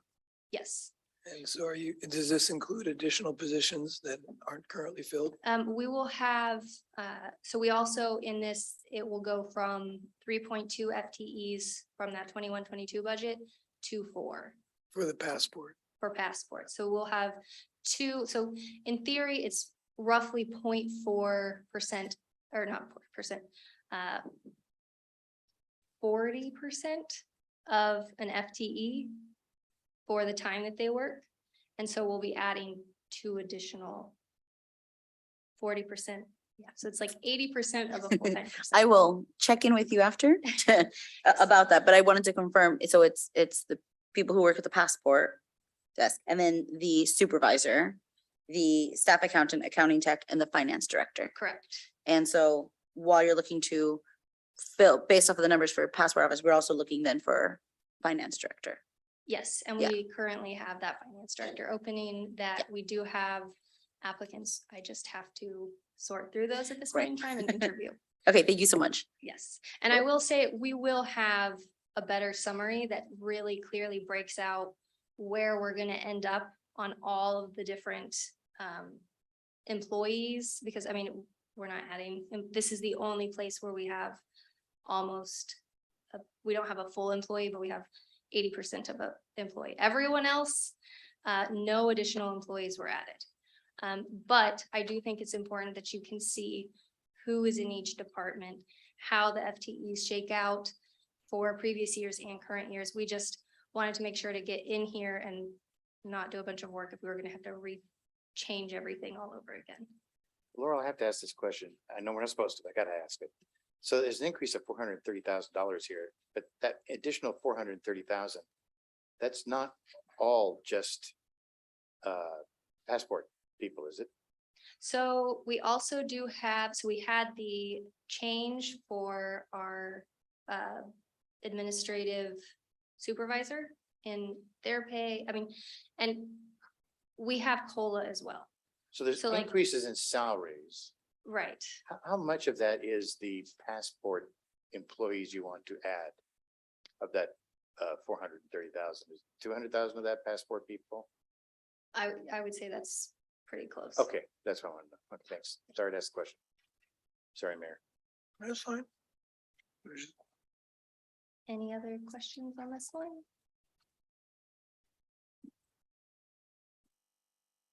All right. Yeah, I think the thing we're to highlight for us is what are you proposing that's different from the last budget and why?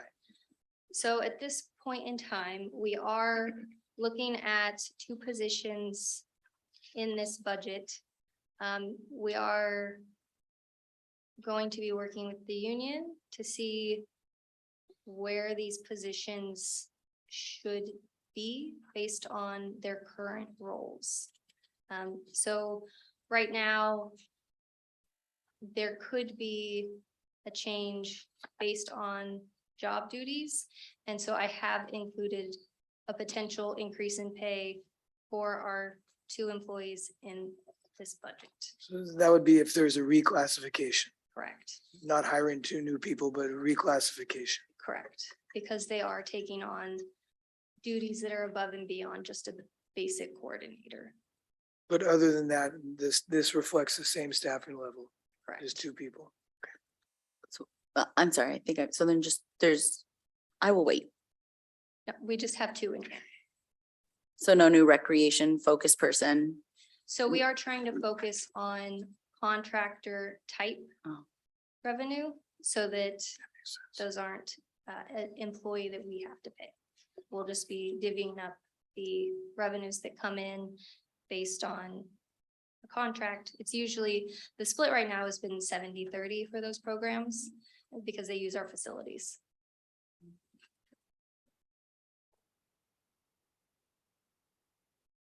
Right, there's not a whole lot of change other than trying to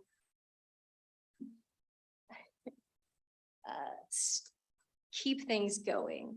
We tried to be conservative while also still getting these different programs up and running again. Did you guys have anything specific you wanted to say? Yeah. Yeah, go ahead. Can you step up to the mic because the Oh. camera's on the podium?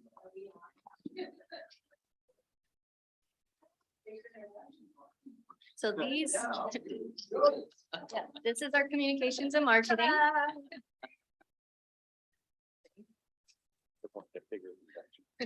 should have probably brought that. Yeah, communications people, we want to be communicated with. Hello. Okay, so for the purpose of this discussion, I'm gonna be talking about marketing communications, and then Scott's gonna be talking about recreation and facilities. Let's take the numbers off the screen so everyone's focus is listening to you and not looking at numbers.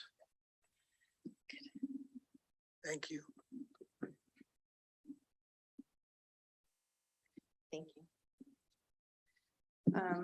Okay, so for the communications and marketing department,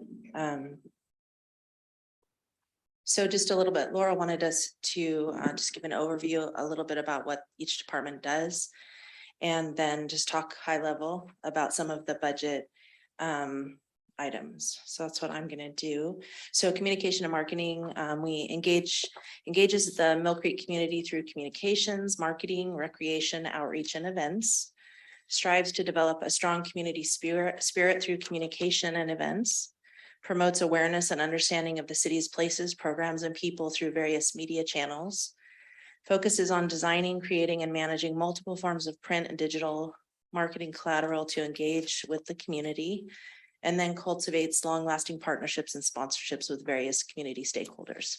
That's just super high level, but there's a lot more that we do, especially in the type of department situation that we've had for the past year or so.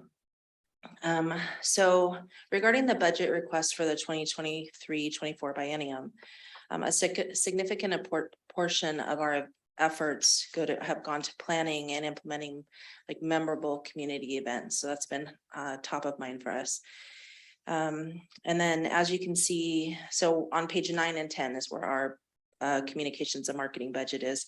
We're asking for 15,000 for community events and 26,000 for special events flag. So a total of 41,000 to run all the events for the biennium, which we're actually pretty proud that we could do something like that because there's a lot of events.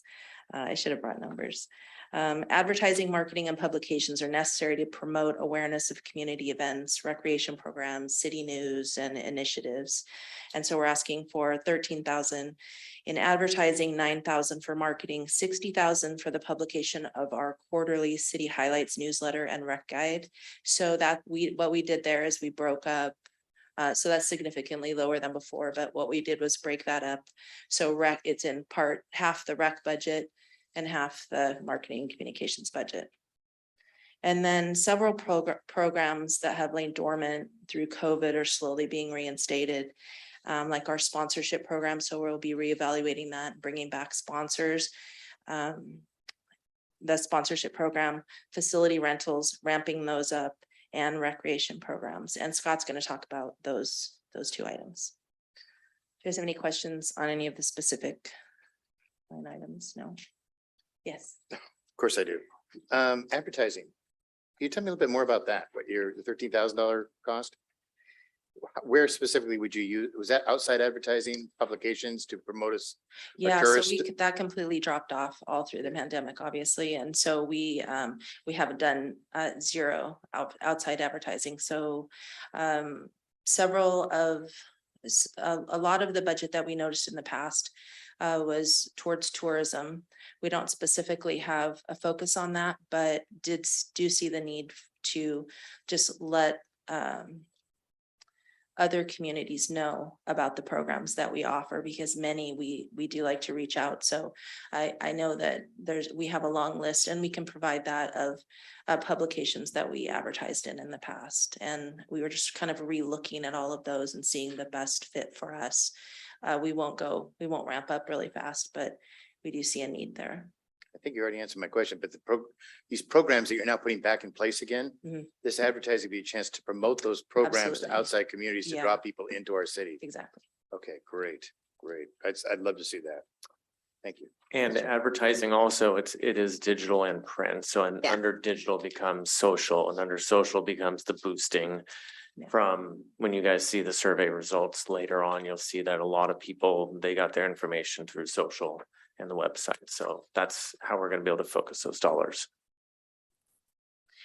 That was actually my follow-up. That was my question, because I had the same as Councilmember Steckler, and I wanted to ask specifically about social, if that was falling under the advertising.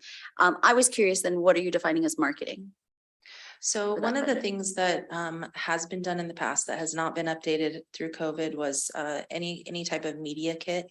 So we don't have anything to put out there with up-to-date photos of the community, all the numbers. We haven't done any kind of, it's traditional for a city and businesses to have a media kit that they can offer, especially when they're sending out their press releases and things. And we have not put any money or attention to that. And that is it's a significant lift, but we feel like that's an important thing for us to have to move forward with all the rec programs that we want to do, and just moving forward at a normal pace. Thank you. Because actually I had a note about like annual reports and demographics and information that All way. that. So that's why I wanted to know, Yeah. is that under then marketing would be For the under that media specific kit. budget? Yeah. This is not a question, but just a comment. I'm very surprised that there's not a more junior position listed in this department. There's certain work statements that I think are more effective, efficient when they're just at more junior level positions. It's just the way the communications department grows, who manages the Twitter account. I never assume it should be someone entry level. I'm absolutely against that. But it does need to be someone who's familiar with voice, branding, messaging, but it shouldn't be potentially the level of experience that we currently have. So I'm very surprised to see that. And I hope that is taken into consideration because that's a lot of work for this. I also wanted to flag if I believe in paid volunteer or paid internships and then programs like that. And I know there's always that element of you bring in someone who's entry level or who's an intern, that then the person that you thought was relieving the amount of work is then having to be in a supervisory role. But I do think there's some elements here that make a lot of sense, especially in a communications and marketing department and recreation, to have potentially paid internships for project specific. I think that's I would love the opportunity to see that, whether it's not now, but in the future, as you continue to work on future budgets. I can speak to that a little bit. We did definitely ask for that originally. That was part of our plan to be able to implement some of these new programs, but we did attempt to budget for some contractors or that type of thing for the 47,000 that you see under professional services. So hopefully we'll be able to do a little bit of that and get some help strategically. Actually, I had two more questions. And she just took, Councilmember Takei took one of them, which was the opportunity for a internship program in our city. For some of bring somebody in, give somebody a chance, help you guys out, which you need help a lot with all the duties and stuff you're taking on. An internship program would be a great opportunity to give you a chance to try out some young people. Maybe some spectacular star could come up that you may want to bring in, but there's a lot of young people out there that want to get experience in government. Absolutely. We Government couldn't marketing agree with you just- more. Yeah. Yeah, And and we're if there's right a there with cost you. involved with that, a small Yeah. cost for the paid internship. I think it'd be a great spend of money, just as a thought to you. The other one was, I just clarification on swag. Love that word. Sorry. Yeah, love swag, Yeah, especially when it's it's, important for especially when it's events. talking about stuff and not the way I walk. Yeah. Is that tied into media kits, or is what were you thinking of with that one? No, so this last year we did purchase a year's worth of adult swag, we'll call it, and then our Party in the Parks bags. So we do have enough to run us through a year. Part of the investment is that we do need to have some more kid-friendly swag. We had kids who were really interested in our ice scrapers as shovels. And so we're gonna make some changes there. And so we want to make sure that we have that we didn't have that awareness when we placed our orders in originally. So we just want to make sure that we're bringing in the right kind of stuff. We had when Scott was at the Mill Creek Festival and gave out some of our new swag this summer. It was a huge hit, and they actually had people commenting on how great our stuff was. So I don't know if you've seen it. We should have probably brought some bags, but that's what that's for. It to put on a successful event. Gifts, those little giveaways are just they're just a huge part of it. And, you know, bubbles and chalk and all that stuff just adds up really quickly, but the branded stuff sticks around for a long time. And that's the stuff we want to send them with good quality. And support your events. I like yeah. that. Okay, good. Yeah. That clarifies. Thank you. And then, oh, to your point about interns, both Scott and I have significant experience working with interns, and both have good experience working with interns. So we would be happy to do that. That is it isn't something we could do right now without some help. So once I think things start to settle down a little bit, we'll have a little bit more bandwidth to look at that. You might reach out to the Everett School District. Recall that in early 2020, pre-COVID, we started down the path of putting together an internship for a high school student at Jackson. Shannon Affolter, former Everett City Council member, who's a consultant now, is working with the school district on putting that program together. But I think it still exists in some format. So they were trying to give high school students an opportunity for internships in government or business during the summer months. Would love that. May I also recommend for interns or contract services to look at people who are stay-at-home moms who are looking to re-enter the workforce, or stay-at-home dads who are looking to re-enter the workforce. A lot of times, people who have professional experience are looking for things that are while their kids are slowly getting into school, or, you know, they're looking at how their schedules have changed and how they can continue their professional experience. And we definitely have a lot of our population that's like that. So not just limiting ourselves to kids, but also to those. And then I had a question about supplies volunteer projects. I'm assuming this is not for McYap.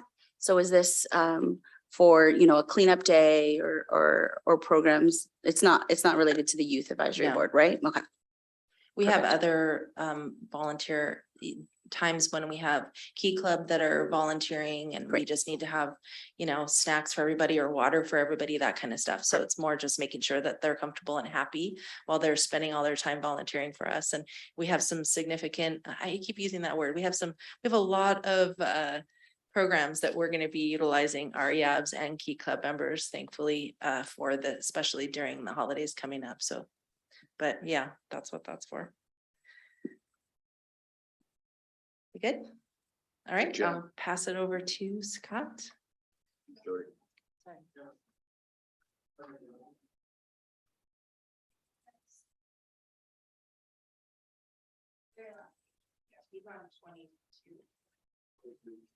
Yeah, page 22 is recreation.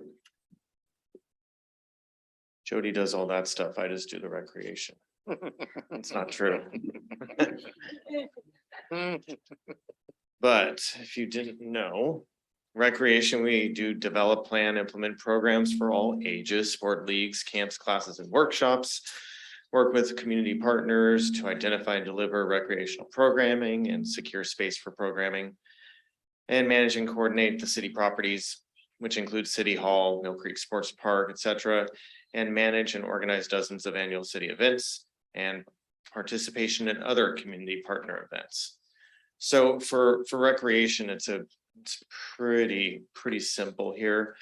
We are asking for $156,000 for professional recreational services. This is the 70-30 split. So remember, when this money comes in, we're paying it back out to the people that did that for us. So this, where that revenue part came in. So, so that'll cover our instructors. And then the other 60 grand for the quarterly publication of the rec guide and city highlights. So once again, that quarterly, which used to go back and forth between rec guide and city highlights, is now a hybrid all in one 4 times a year. So we just split that out because, and we're happy about that because with recreation, you know, we keep trying to get more and more programs, but people keep kind of bailing out and it's like, it's thin and we're trying our best. And we're seeing that we're getting more opportunities now to build that up. And we need some money behind that to expand the programs and continue to advertise and get as many instructors in as we can. You know, looking back at, can't remember, Joe, you were looking, there was like at the highlight, I don't know, we had hundreds of classes here, right? Because we're looking at, in this last 2 weeks since we've opened up the facilities for facility rentals, we get calls every day. People wanting to rent out our large community room, small conference room. And I guess back in the day, we didn't really do it because there's no room. They were booked out with all of our classes and camps. So now we're finding ourselves spending an hour or two a day working with these people for these facility rentals, working on time we didn't even have, right? So we're trying to get these booked out and grow these programs. But of course, it's going to take money and we have to advertise for these programs. So this is something else we haven't done before, right? So we're going to start doing that digital print advertising. If you look back in the previous magazine, when we tried to do it all on our own with the City Connection, I believe, did a lot of advertising because it was our magazine. But we've seen the statistics, and I think you guys probably remember why we went back to this original plan. It works out a lot better and it's actually a lot cheaper. So, but all in all, you know, with this budget, this is half of what we're asking for recreation, is half of what it was in 2019-20, and it's the same as last year. So the hope is that we can grow this.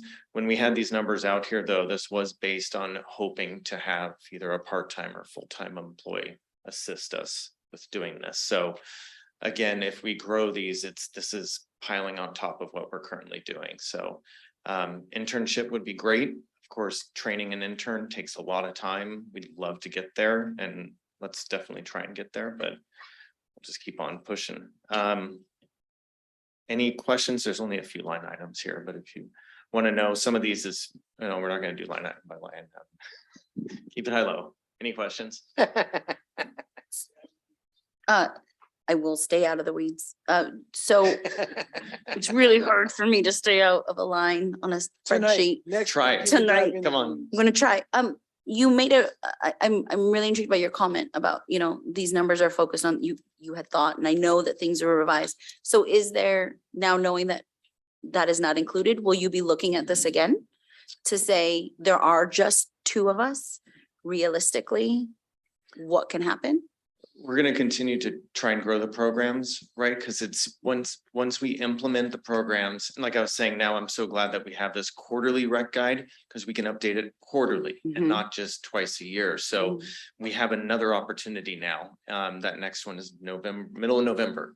So, we're going to push again, try and get Kelly back in there to teach ballet. She taught my kids, right? I want her back in. We want to get the dance. We want to get we had the photographer at the 5K that used to teach our photography classes, to get him back in. We just, it's not going to be too tough to get them in, but once they're here, I think it should run pretty solidly, right? It's just that big push. I think I know, I mean, with 100% without a doubt, that you two can make, anything possible. But if you leave and we get someone else in for whatever reason, I'm not putting that out there. I've been knocking on wood, but I'm just saying, another job opportunity. I mean, realistically, you have something I always talk about to my HOA board members, like you have to remember, we're not always going to be there. And so are you setting things up in place where someone else can come in and not feel so overwhelmed to be able to do this? So I guess that's what I'm talking about, the numbers. I know you guys can do the impossible, but is that good for us to do in budgets? Well, you'll need to hire 4 to cover the 2 of us. Correct. Oh, yeah. No, yes, absolutely. No, I mean, it's in place. I mean, luckily Joni had some good documentation and we're following that, right? So it's all there. Historically, it's there. It can be done. I have a question, and I don't know that we have the answer tonight. This may need be something to ponder on and get back next week. But I'm wondering, as we're discussing the need to build up the rec programs and that we will need more help, I'm curious, do we have a level at what point, because as you build it up, it should start to pay for another person. So do we have in mind what that level is supposed to look like? But that once we get it there, that we can afford the extra person to come in and help run and expand the rec program even further. So at this point in time, we really would just need to be bringing in a good 100 and, I mean, depending on how much we wanted to pay that person, we would just need to cover the salary. So right now, we need to be making pretty much everything that's in the budget currently. And then we would need to come in over that by whatever that employee salary would be for 2 years. So, I think the biggest thing right now is that we are in the middle of this rebuilding. And because revenues really were so impacted by COVID, we don't know exactly what everything will look like right now. And so as we get through all of these new beginnings again with all of our new staff, we'll know how that picture, we'll see what's on the horizon. So, I mean, probably the end of 2023 is when we'll be we'll be looking at budget throughout the year, but that's going to be when we really know how the economy has impacted this budget and how successful our programs have been. And so based on that, we'll have more information going into the next year. Should we be considering using some of the ARPA money to jumpstart this, to get it back up and running to the point where it could be self-sustaining after a couple of years? So something we've noticed is after the pandemic stopped and it came back, all these people that we reached back out to that were these contractors and ran their own business and did this, the preschool pals kids and other contractors, they went on and got different jobs. So they've moved on. And so now we have to reach out and find these new folks, right? And that's been difficult and it takes a lot of time, right? So, you know, again, using ARPA money to try and find that, that would have to be used, yeah, for a staff person. I don't think there's any other resources you can buy with that. I was referring to Mayor Pro Tem's comment about getting the rec programs up going where we're generating revenue to cover a person. Should we be considering investing a couple $100,000 for the next biennium in a staff person to help get that up and running? And that maybe after 2 years, they've got the program up to the point where that level where it's paying for itself. Could this be a bridge to that? I think that, I'll just chime in a bit. I think as our deputy city manager mentioned, we're trying to take a really prudent approach right now, but we'll be in our discussions moving forward on taking a really deep dive into these programs that have worked in the past and figuring out, we need to figure out on paper, as we've always mentioned, the total net or at least break even. We just need to know financially kind of if these are sustainable.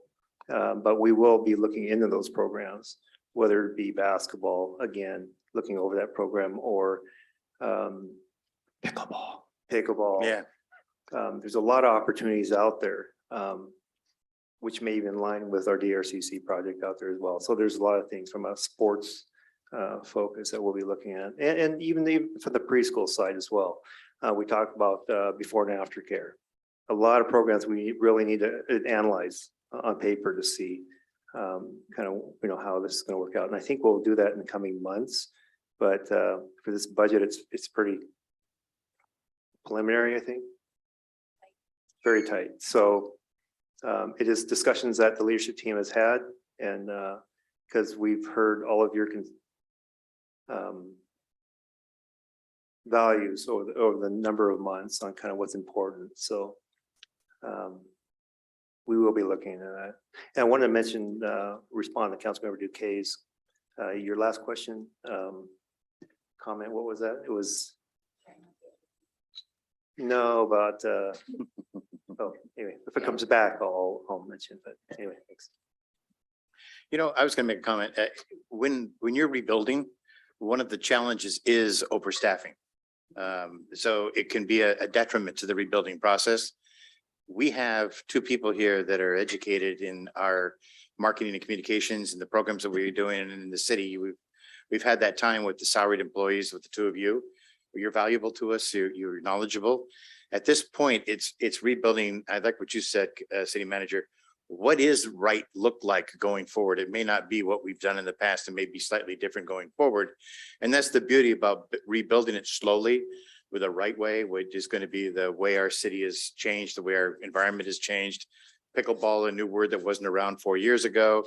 Maybe there's other services, other activities, other events that were never part of our rec program before, but now might be a bigger part of our program. It might be a service or an activity that nobody's ever thought about.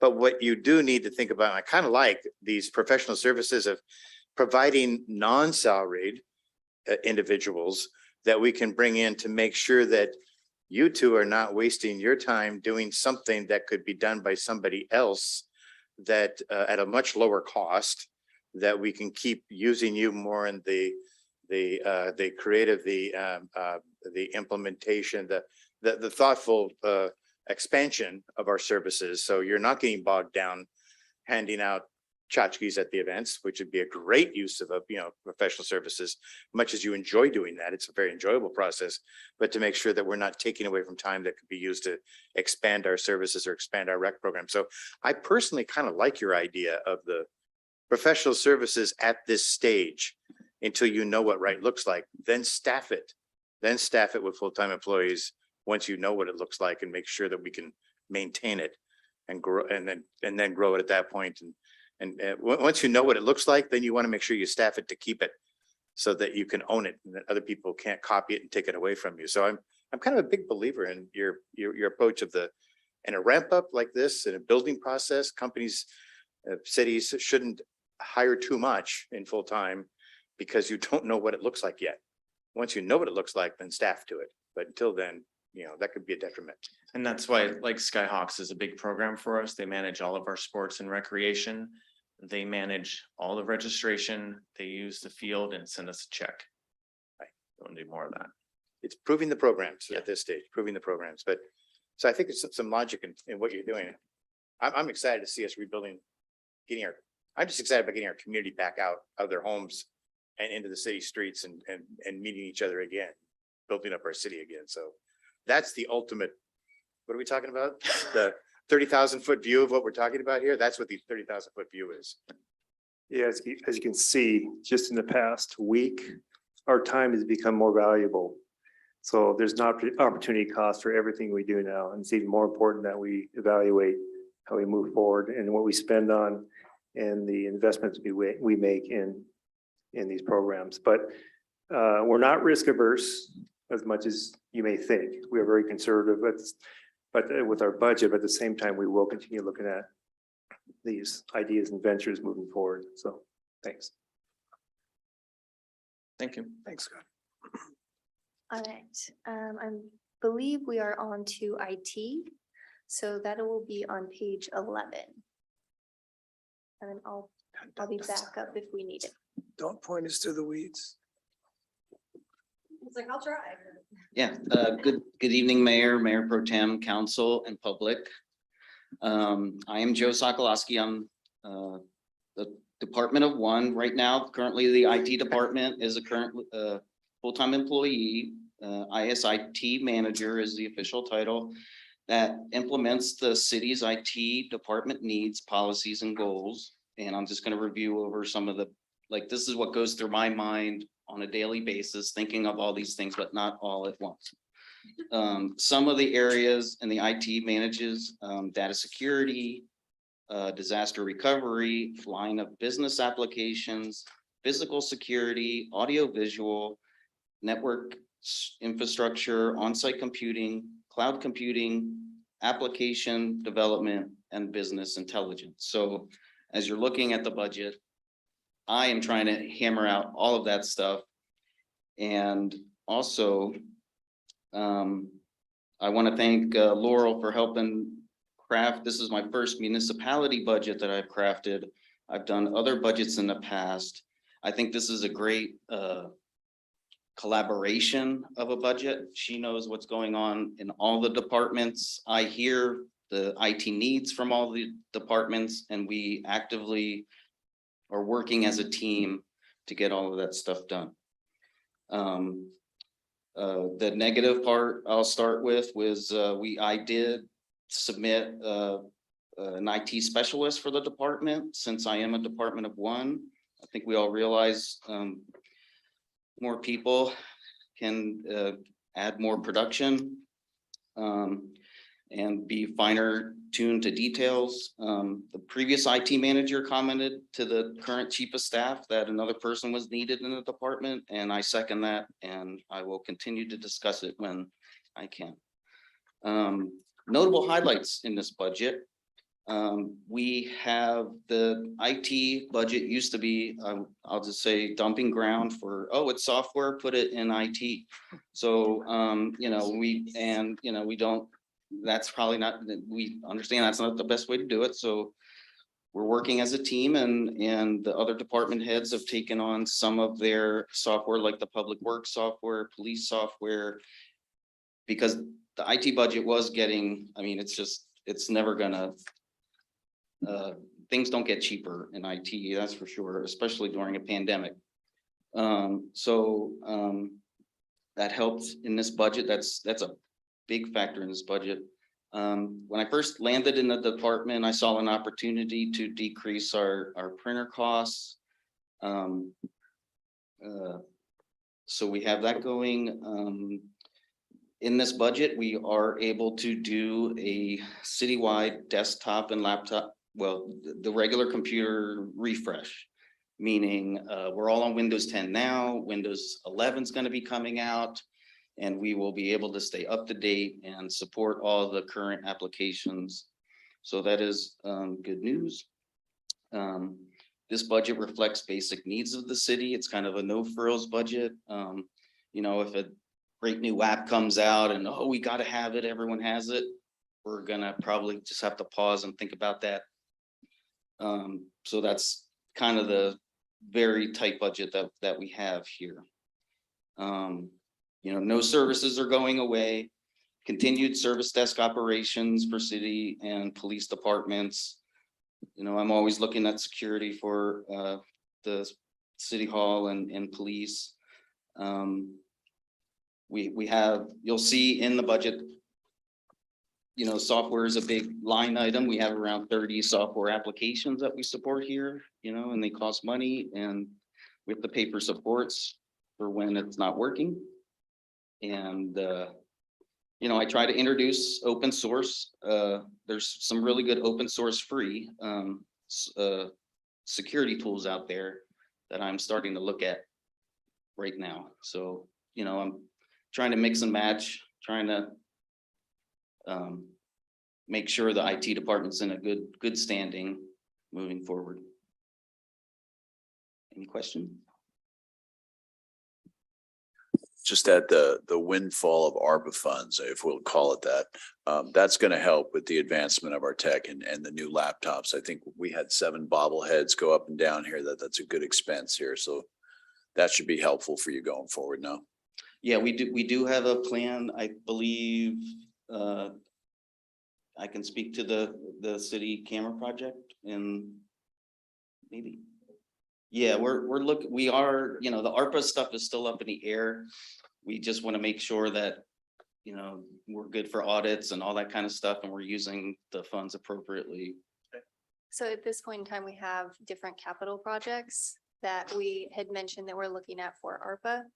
And we just don't have them in this budget, but we do have plans on moving forward because it did seem like council was in agreement. So, Yeah, there's opportunities there. oh, sorry, Sean, were you gonna speak? I've spoken too many times. You first. Oh, that's very kind of you. That was my follow-up. So that was my question. So I know based off of, I believe, the way I looked at how we're doing this budget process, there's a different day where we're looking at the capital improvements and all that. So that's where you would be thinking about where we should be thinking about ARPA. But for this, not necessarily. So ARPA is while it is we set it in a managerial fund Mhm. in the general fund. All of those will be specific to ARPA, and we're just not at the point where we're ready to present on those. Mhm. But we do have plans on implementing those, so those would not necessarily be in the additional, like the 316 capital improvement fund. Mhm. So those will hit in, I believe it's your last page. I did go ahead and budget all of the available expenses in ARPA for this budget. It does not mean we have to spend it. It just means it's there if we need to spend it. Thank you. Thank you. Thank you, Joe. Good job, Joe. Joe, a couple Joe, one questions, sorry. question. Joe. Councilmember Duque cut me off. 2 questions. So Yes, sir. I just want to Take confirm what I one. heard you say, that the 267, excuse me, in the software licensing goes down from 362, 267. We should expect to see that 100,000 sprinkled across other software Yes, line items in other departments. Okay. correct. And no more than that. Yeah, there's still some items, for example, the payroll software still hits the software line item. There's still a couple of global applications that hit the budget. Okay. And then the 58.8 equipment replacement is that the laptops? That is, from what I So- understand, we're taking money and we're paying ourselves. So that is, we're putting the money away to pay for the computers, right? Am I explaining properly? So this is the depreciation Yes. over the 2 years. So when we purchase computers, we do have a plan to be refreshing our desktops. So that's gonna be roughly around 140,000. And so when we depreciate that, this is gonna be, that line item is what's going to go back into that 509 fund. Okay. And then the last thing you mentioned kind of in your kickoff and whatnot, the data security, data recovery.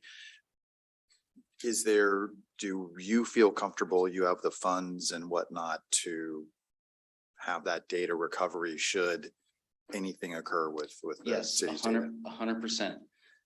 When I first came into the department, we had to expand the backup system because we had to increase the backup times for the police department That's all I'll say on that. And it was the consultants at the time were trying to fix the backups when I landed. So we had to spend a lot of money to get that expanded. And remember, we have a disaster recovery site in Yakima.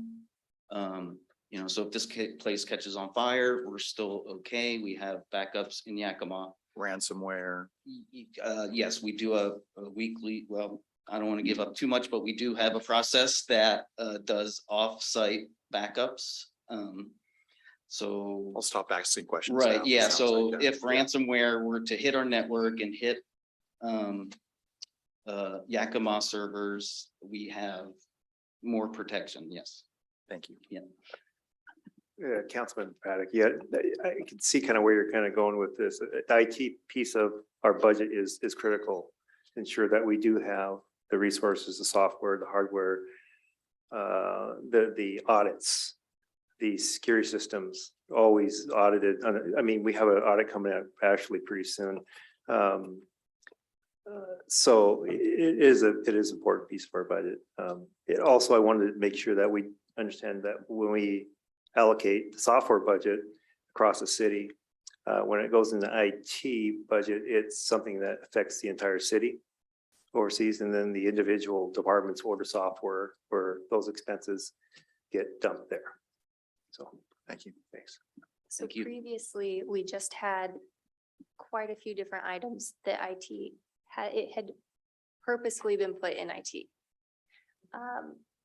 So that they could track all of the different software, but it is better for, say, if the streets are using a GIS tracker to know, you know, are we hitting all of the neighborhoods? Are we missing any areas?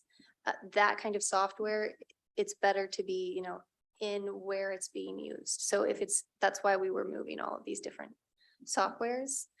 So we're not just getting rid of them. Correct. And IT still stays involved to vet out the software, make sure it's going to work in our environment, yada, yada. Thank you, Joe. So from there, we will have our acting human resource director.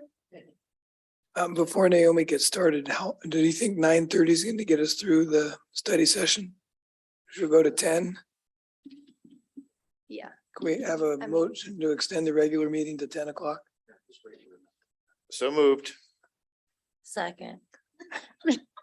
All those in favor, please say aye. Aye. Aye. Any opposed? Any abstentions? Motion passes. Thank you. Thanks. Good evening, council. We're at the almost 8:30 mark. We're gonna keep on going. All right. So for the human resources, I think a lot of you know how crucial it is right now. Human resources in terms of retaining employees, right? And filling the staffing, the vacancies that we have right now. So basically, human resources is responsible for providing policy recommendations to the city manager, the deputy city manager on labor and employment matters. This division provides support and guidance to department directors, managers, and supervisors regarding personnel policies and procedures, conflict resolution, disciplinary actions, and other personal matters. Responsibilities include providing leadership in developing, implementing, and managing the services, activities, and policies of the human resources function for the organization, as well as managing daily operations.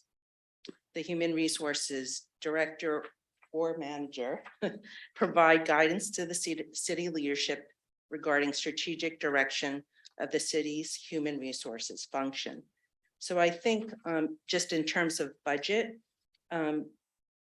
the legal advice there, Laurel did split that in half. So in 2021 to 2022, the requested is half of that. And that's really in terms of labor negotiations with the guilds as well as with ASME.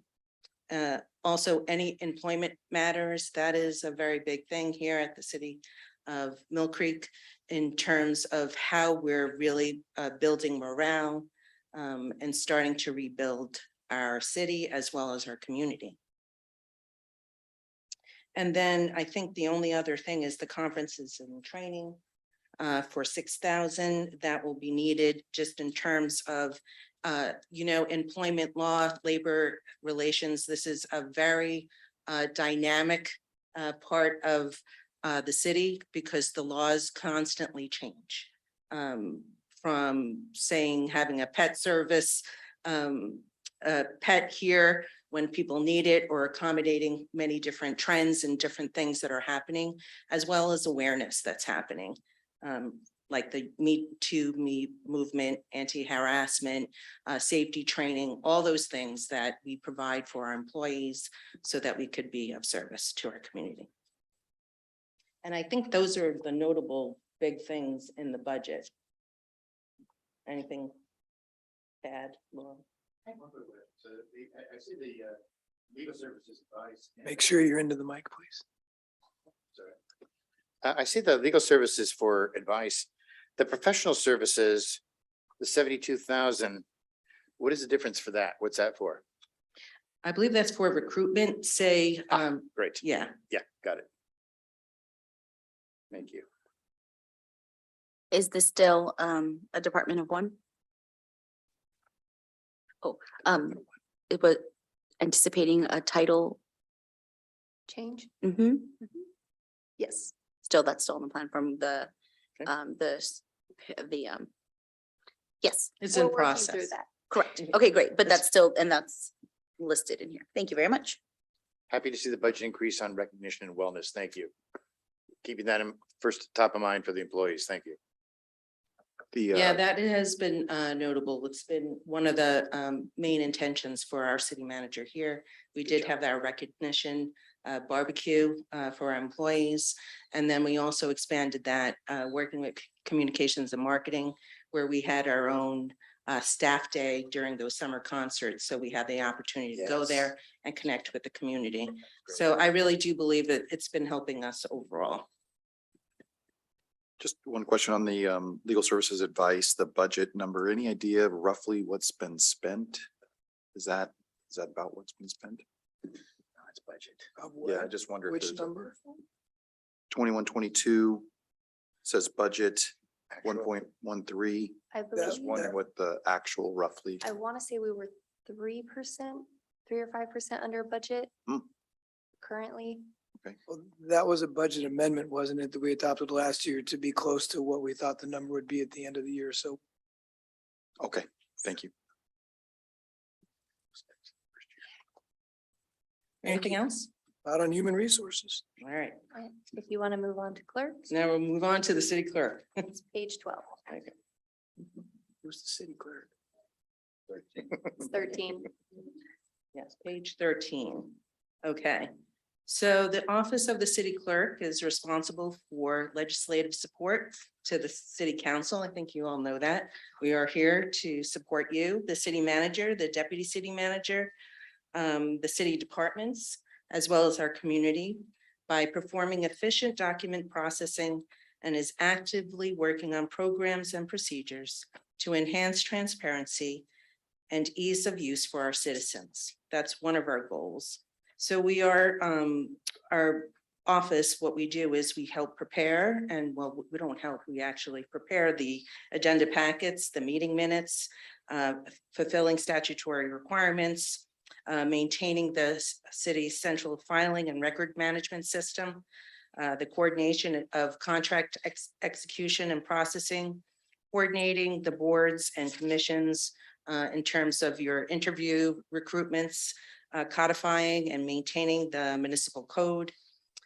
We also act as the city's public records officer, which is a very big part of our responsibilities. We could go into that, and that's how our budget is actually defined, if there's anything really new in there. So I would just say that. And our filing system as well as record management is very crucial in terms of our public records. Just since having a deputy city clerk, we've been able to start really going through our paper files, organizing, shredding what needs to be shredded. Since Asa has been on, she already helped us with the shredding, and we're definitely our contract with the shredding is notably less now, so that's been helpful. We've been maximizing in terms of efficiency with our iCompass agenda management software, where we implemented and trained staff to also work on that system. We also provide training and assistance for our GovQA system. Our citizens don't know it as GovQA, but it's our citizen response system, where if there's a public records request, a police public records request, or even reporting, say, a pothole or any vandalism noise complaint, we're here to assist in that channel of resource. So we're really the channel to share information, not only to our community, but through our departments, as well as to council. In terms of the budget, which is very basic, the only thing that is really different is in terms of the salary and wages. We have half of the deputy city clerk's salary, part of the city clerk budget now. So you'll see the difference there. And then also the conferences and training, that's a requirement where the certified municipal clerks that you receive that professional certification. So that's good for all of you, as well as us connecting with other city clerks throughout the region. Knowing best practices has been really very helpful in terms of our new Zoom meetings, hybrid, and all that other stuff. I believe City of Mill Creek has been one of the first city councils that had their meetings hybrid. And you guys coming in person really pushed us, and going to the conferences, the other city clerks are asking, well, how did you do that? So we've been kind of that model and pushing that forward. So I'm proud of that. And that's why it's very important for our conferences and training. And then the next big thing is the legal services advice. And that comes with public records. Human resources tied in with public records, because if there's any issue in terms of employment issues or public records requests, like you were talking about for legal invoices, that's a very big deal for us to not only process the public records, but also getting it reviewed. Since I came here to the city of Mill Creek, we really have had great training and provided great service with Lane Powell, and really upped up our level of professionalism in terms of public records. So we do process them, and we take it very seriously. We started, this is the first, maybe the second or third year that we've been doing the JLARC reporting. Before I came here, we didn't do the JLARC reporting. So we're really building that and moving forward with all of that. If anything, if there is an ask later from our department, will be maybe to come and get a records management consultant to help us not only with mostly with our electronic files and organizing that, but we're hoping to see if we could get a grant for that. So I didn't want to put anything in there first. We need to just refine our processes. So there's nothing really, anything coming at you at this budget. So is there any questions? I have a question. Thank you, Naomi. My main question, and I'm not sure if we had already mentioned before that we were dividing this up a bit, is with all the public records that are coming at us and the cost of that, do we really think the legal and litigation fees are gonna go down? So on average, it's roughly, if we go based on current rates, it's around 97,000 annually for both the litigation line and the advice line. We do expect that to drop, especially by 2024. And so I do think that this is attainable. Okay, thank you.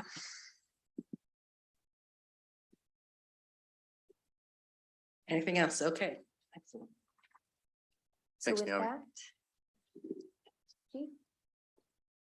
we'll move on to police, and that is on the next page on 14.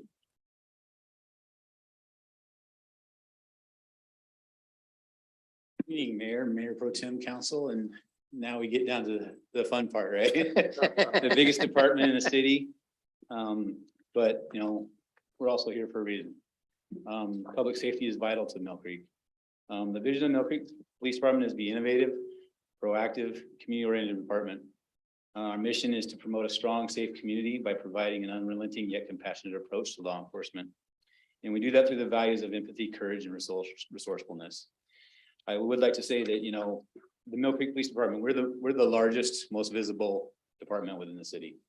And I'm very proud to say that our members represent excellent examples of the city's values, service, teamwork, accountability, and respect. Currently, the department employs 28 full-time employees. 23 of those are commission staff, and 5 of those are support staff. Services include from the patrol division, proactive patrols, initial investigations on all calls for service. Those range from misdemeanor persons and property crimes to felony crimes as well for those initial cases. We also are responsible for traffic safety from the patrol division, doing enforcement activities as well as collision investigations. We also are active within school zones during that traffic safety process.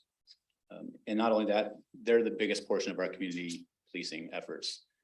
Having the opportunity just to get out every day and then get involved with the community, engaging with the community through foot patrols, whatever that might be, just stopping to talk to folks at a park.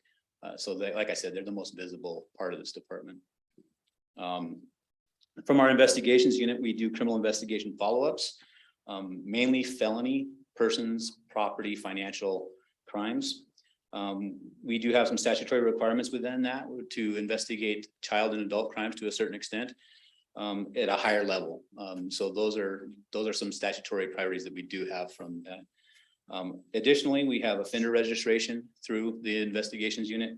And also we're doing a regional asset is FARO laser scanning, which we do for major crime scenes and collision investigations that are fatalities and things that are the more serious injury collisions.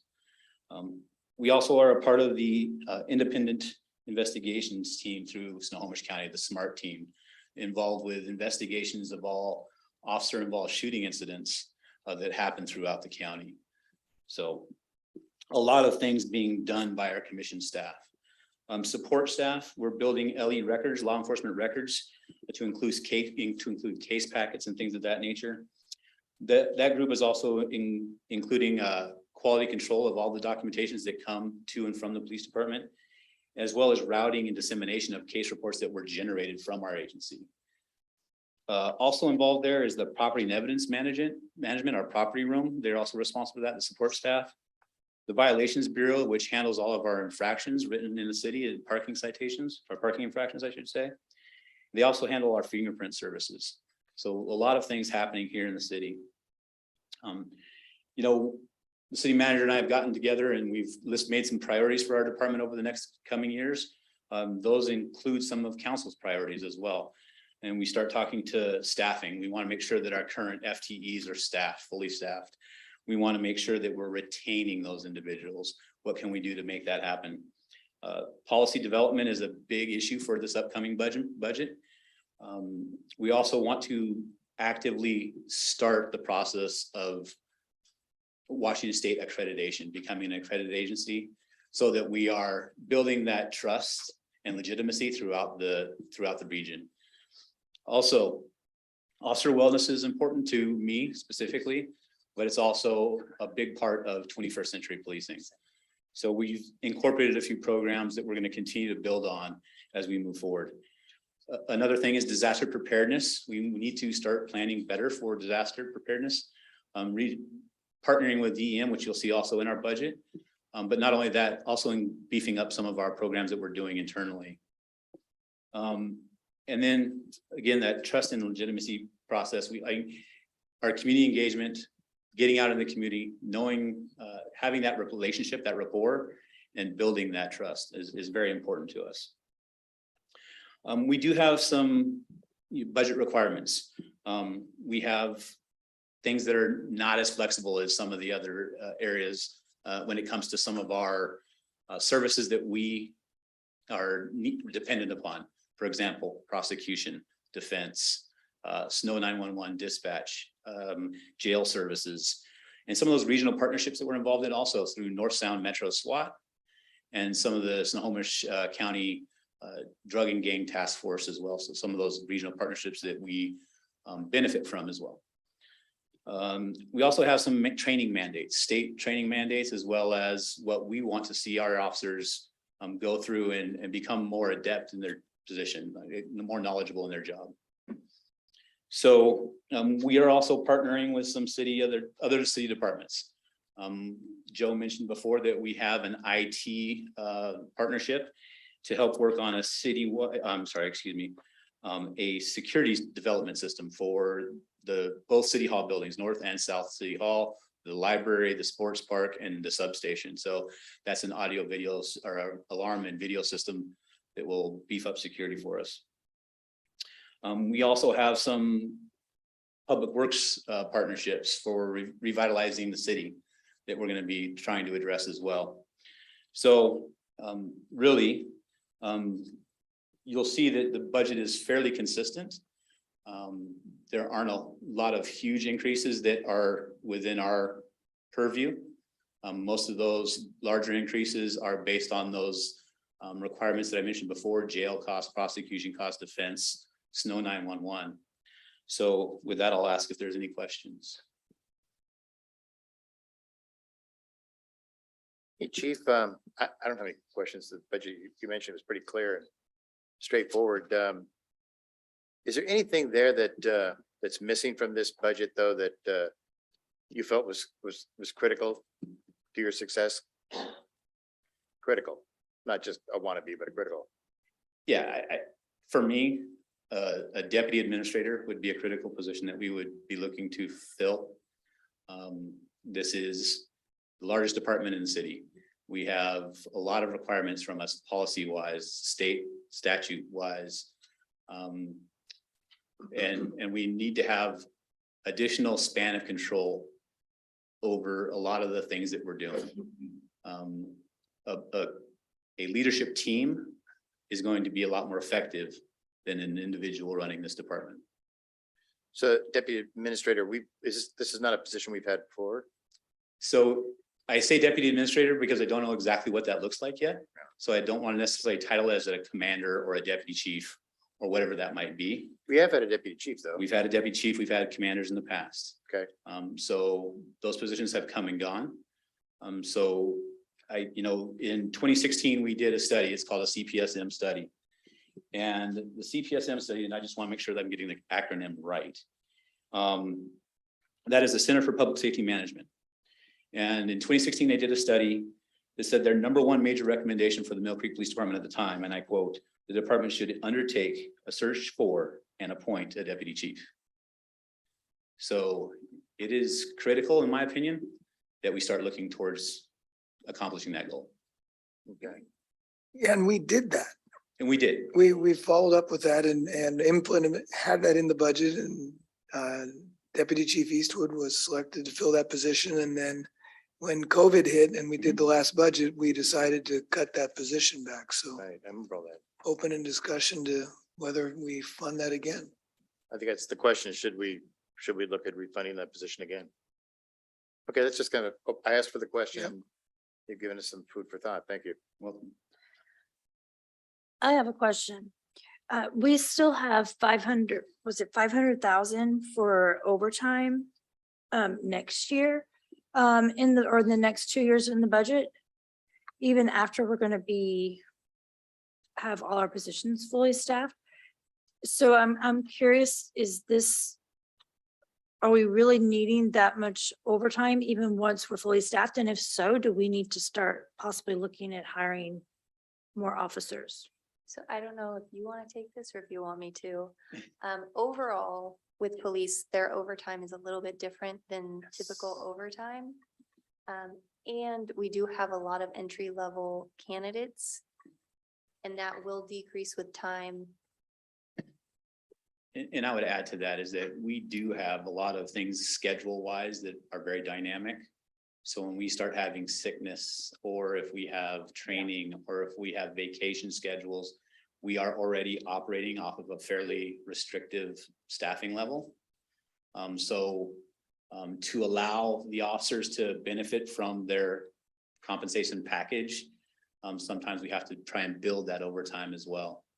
So although we should see, it would be nice to see some reduction in that based on the fact that we have hired so many. We do have a lot that are in training still. And even as we go into the next through 2023, I see that we're going to become more healthy as more people get off of their field trading process. But I think there's still going to be some time where we're going to have some pretty heavy overtime budget. Well, and that 500,000 number you're budgeting for isn't necessarily an increase. If we look back on 17, 18 and 19, my recollection is we had the same number of commissioned officers during those two budgets as we do today. So the overtime isn't increasing. It's staying relatively constant. Right, well, that was What was my the overtime back point. I then thought it would go down. when we were fully staffed? We have it right here, 425 and 486. Was budget, what was that? That's, I realized it's going down. I didn't think it was going up. My question really was more in line with if we're having that much, do we need, is it showing that we need more officers? But it sounds like the chief is indicating that it's more complex than just adding in more officers, that there are other dynamics at play that make this number. Yeah, I think it's a fairly safe projection. Sounds like it.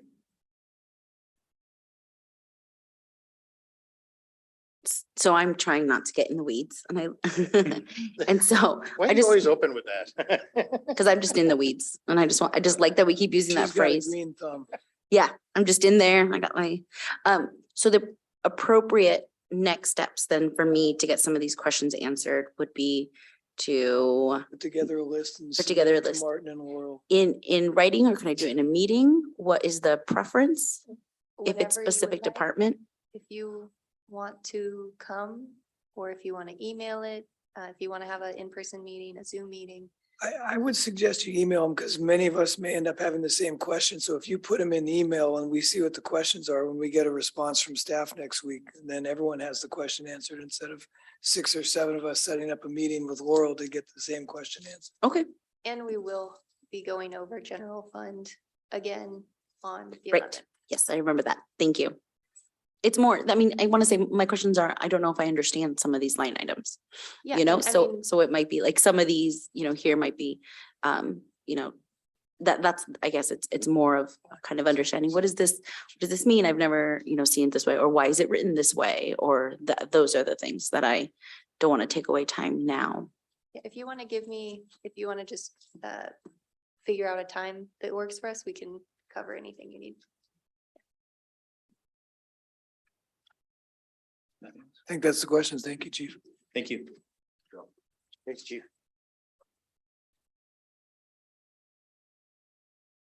We've covered fire, haven't we? So fire is pretty straightforward. We have the fire marshal services inspections and then the fire purchase, and that is what this entire budget is.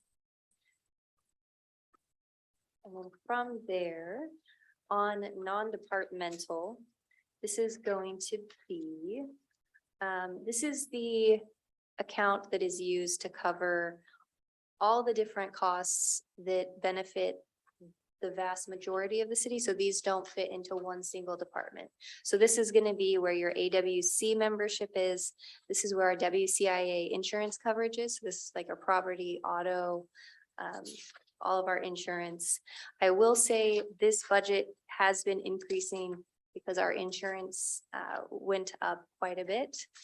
Between our insurance, I just need to grab this for specific amounts.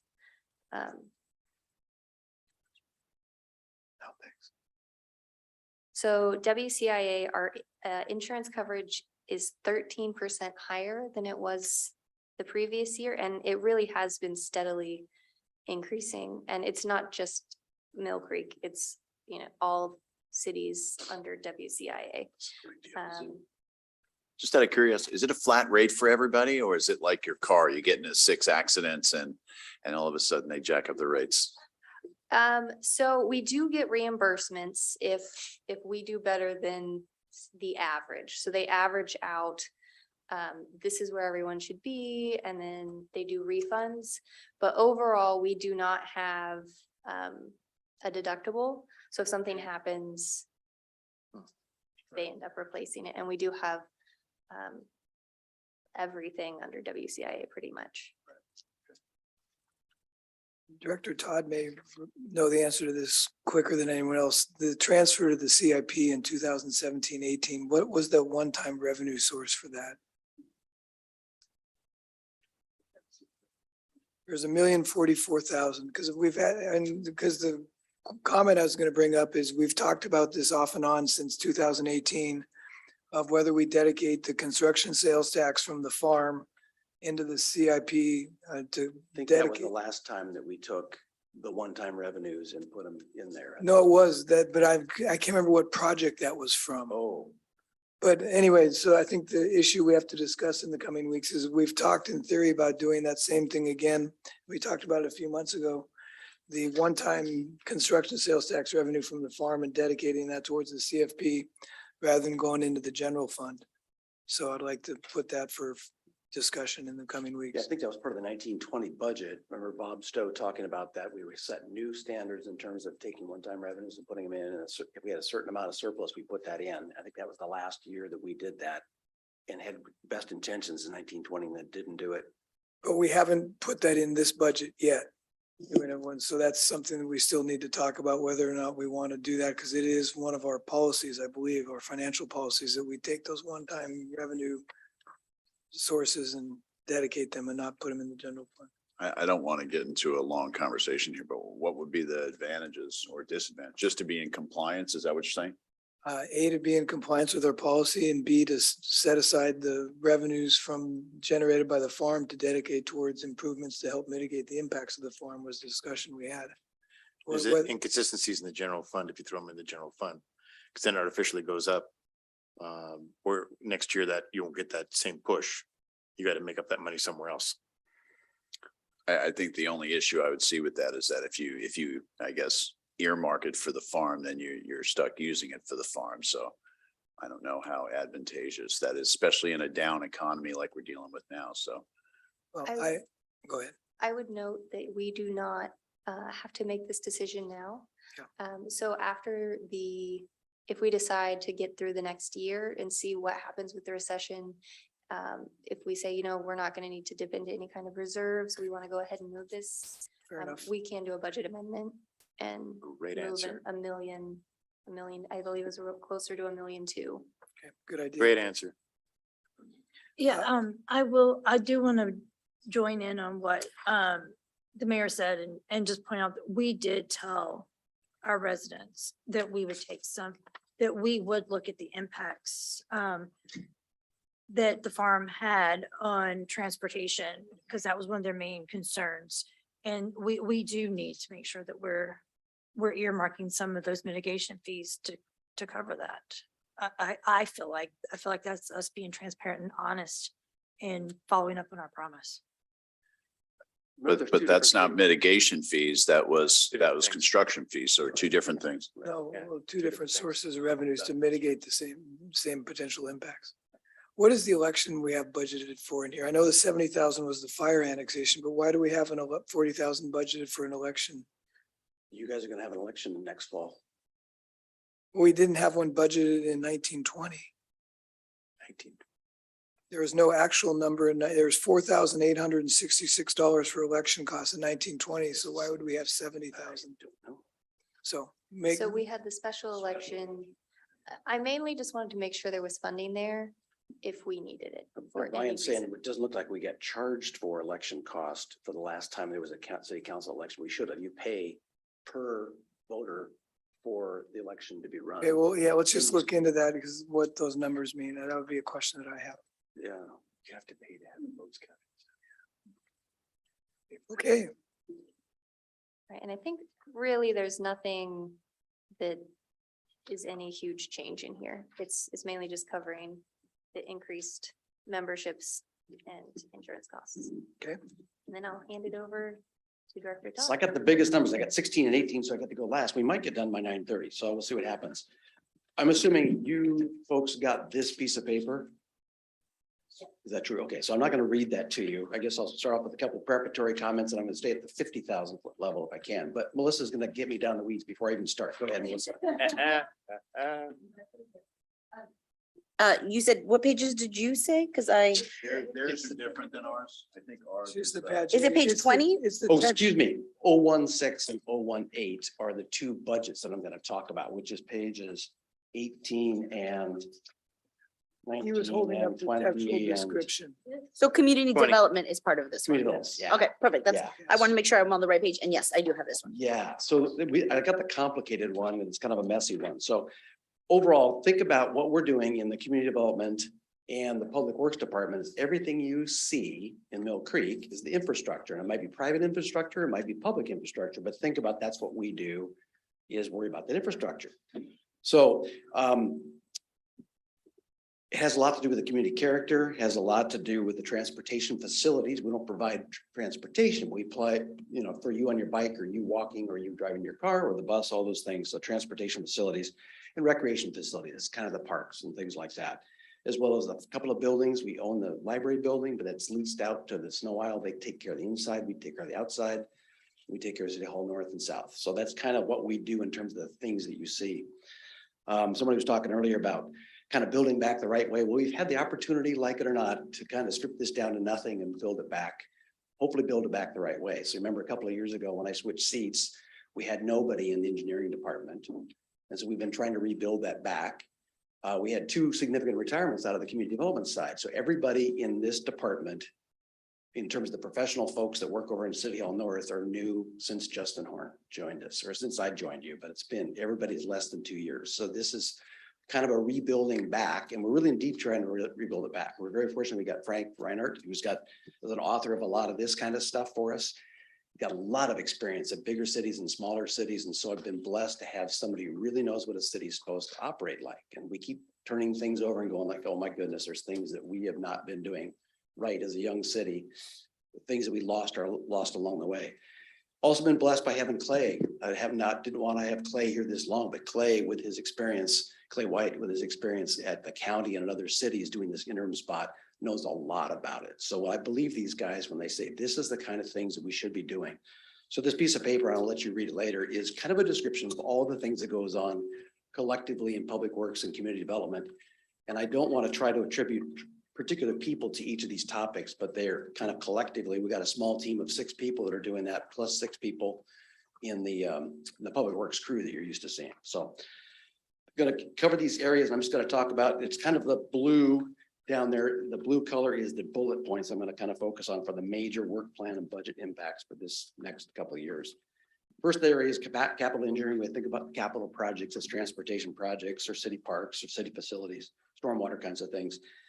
And the first bullet there, capital projects and studies per the adopted 6-year capital improvement plan. Frank gave you a deep dive on that last week. He'll come back next week. That is intimately tied with the staffing capability here. Also put down the words there, strategic planning to inform future project scopes. So a lot of the things you saw him talk about was let's do the plans before we start designing what the projects are. And so you'll see a lot of the things in the 23-24 is implementing those project plans. One of the things we found is that our put down improve and maintain active coordination with partner agencies. That sounds easy, but this is working with the PUD, it's working with PSC, it's working with the people who are digging up our streets and making a mess of them. So that's really something that kind of we fell away from over the last couple of years. So it's a big part of that. And I left the bullet there. The assumption, Frank has got this down to this giant spreadsheet. The assumption was to deliver that capital project and the other development services that we need to support. He was counting on 2 senior engineering positions to add to what we already have, which is 1 medium level position that is vacant since last February. Next section there is again, a big effort for us. Development, permitting and inspection services, another big focus for us. We often think about that in terms of private development, but it's also public development. Anytime there's a public project, there's also a clearing grading permit. There's a stormwater connection aspect to it. There's some inspections, there's some support that goes for whoever's building that stuff. And so that's another areas that it turns out the city has not done very well on the last couple of years. We've tried to support private developers, but we have not done a great job of doing the engineering support and inspection. So that's turned out to be a huge time sink when you see McDonald's over here get built, the planning department folks worked with them to get it to a certain point. The building department worked with them to get the right plans in place. So you're gonna build a solid structure. But then somebody's got to watch those guys while they're on site. And there's a lot of stuff that we have not been doing, and we're trying to do that. So that's what Frank has been spending a lot of time, is construction inspections. That's part of our dream, is to get to a point where we've got the construction inspection capability. So that when a construction site is being built, it's being built to the plans and building compliance, particularly with stormwater codes. Third area there is planning and community development. Just the long range kinds of stuff. Oh, excuse me, I gotta go back on that one. So the significant budget things in that second area called development, permitting, inspection services. We've got a lot of things to do in terms of reviewing fees throughout the city. Nobody's mentioned it much, but a lot of our fees have not been touched for a long time. And this is an area where you look at it, because these fees are kind of out of whack. It has not been looked at for many, many years. I don't know the last time they've looked at development fees, but a lot of just the basic fees are not right. Sometimes the incremental cost, what it costs to have a development review done, we're reflecting reimbursement for our costs, but the basic fee is really low. We've got a lot of things like a right-of-way permit is free. Probably shouldn't be free because it's a huge time sink. We're spending a lot of money with consultants on right-of-way permit reviews. So those kinds of things need to be done. So that's a commitment that we're going to look at that, which Laurel's not reflected in any of her numbers on the front page. She's just taken projections off the past. So I think there's some revenue possibilities here. We don't really want to charge high fees and make people say we hate Mill Creek because you charge too much, but I think there's lots of room for us to be more in line and to get more policy decisions for you in many cases, but decide what do we want to reflect back in terms of what we charge people for. But we need to cover our costs at the very minimum. And I don't want us to be in a situation like we were at the stormwater fees, where we adopted it in the 90s and then didn't do anything with it for 25 years. Yeah, but I'll say that I agree. So covering your costs sounds like a good idea, but we've got things like building permits for fences. No one else has building permits for fences, but we do that because we're very concerned about people building fences the proper place. Now, we don't ever inspect the fence and we don't know if they built it the right place, but we've decided that's important. Tree removal permit, same thing. Those are both free, but we've reflected that we want people to come and get a permit. So we have to process that permit, think about that permit, go out and visit to see, is that your tree? And again, sometimes we've kind of used a blunderbuss approach. It's like, we want to make sure they're not going to cut down the neighbor's tree. So we're going to make them apply for a permit. And then we spend a lot of time processing that and driving out there and looking at the tree in some cases. So I'm not saying there's an easy fix, but some of those things, maybe we want to charge what it actually costs us, or maybe we don't. And we'll take it back, bring that back to you. Should we just be putting in the budget a line item for a fee study? I've seen other jurisdictions hire consultants to come in and do this for them. Tell Laurel that I need $50,000 for a fee study. So We did mention that for a revenue generation for ARPA. Okay. that might be the way to go at it. It's kind of it's kind of a one-time thing. How do you catch up on that stuff? Because I don't have a lot of time to do that. So maybe a way to go. We are going to continue to use a contract building official, prior to about up through 2017, 2018, you look back at this group, but you used to have 17 people. One of those people was a building official. We haven't had a building official since we lost one right prior to COVID, lost one to the county, couldn't hire a replacement, decided not to do it. So we're contracting for that. So you won't see a headcount request for that. Building official and inspection services, we're doing better by having an outside provider for it. A little bit lower quality of service, a little bit less responsive in time, but I can't justify filling that spot as people have dreamed about in the past. I do have a recommendation, and it's not in the budget that she's got here, but the halftime FTE for a permit tech. We've got a planner, a guy who's on a planning career. It was okay for him to start his career learning about being a planner through the permit process, but permit techs get paid at a much lower level than planners do. And I'm going to talk about in a minute. We've got a comp plan coming up. I love to use the planners for comp plan stuff. This is also a dangerous thing. It's a single point of failure. We have one person who knows how to bring in building permits. So when he went to his brother's wedding, he logged in every day from a distance for an hour to process permits. We weren't holding things up. So this is just crazy. We've got to get that covered somehow. So that's my pitch for making something there. We're just really Mike, was that the Tom Rogers position that we're talking about there, the planning community development? Planning community development. Yeah, Tom Rogers we call it planning and development services manager. Yeah. Community development manager in the past has been it, yeah. So we had Tom, and then we had Justin Horn as our permit tech / planner, and we have Sybil Teta, who's also a senior planner. So that's that department. So have we going to replace Tom or have we replaced Tom? We're trying to replace Tom. So that's still an open position. You're not, that's Yes. staying open. Yeah, Yeah. we've interviewed some, we've had some rejections, and so we're working on our list. So this position you're talking about here is under that Yeah. position. it's under And it's that a, position. is it a part-time or? Right now, we have a full-time person, Justin, Right. that is working on planning kinds of things, like he's Right. doing the code.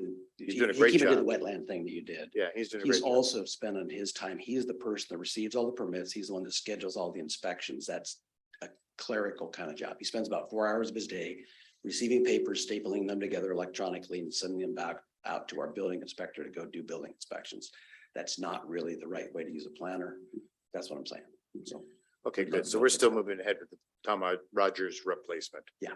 Okay, exactly. So, I'm sorry, so what you're saying though is that permit person, that's not included in this budget. As of right now, it's still, I've got a list No. here is adding a half person. Yes. Half-time person to do that, but Laurel wasn't able to fit any budget, yes.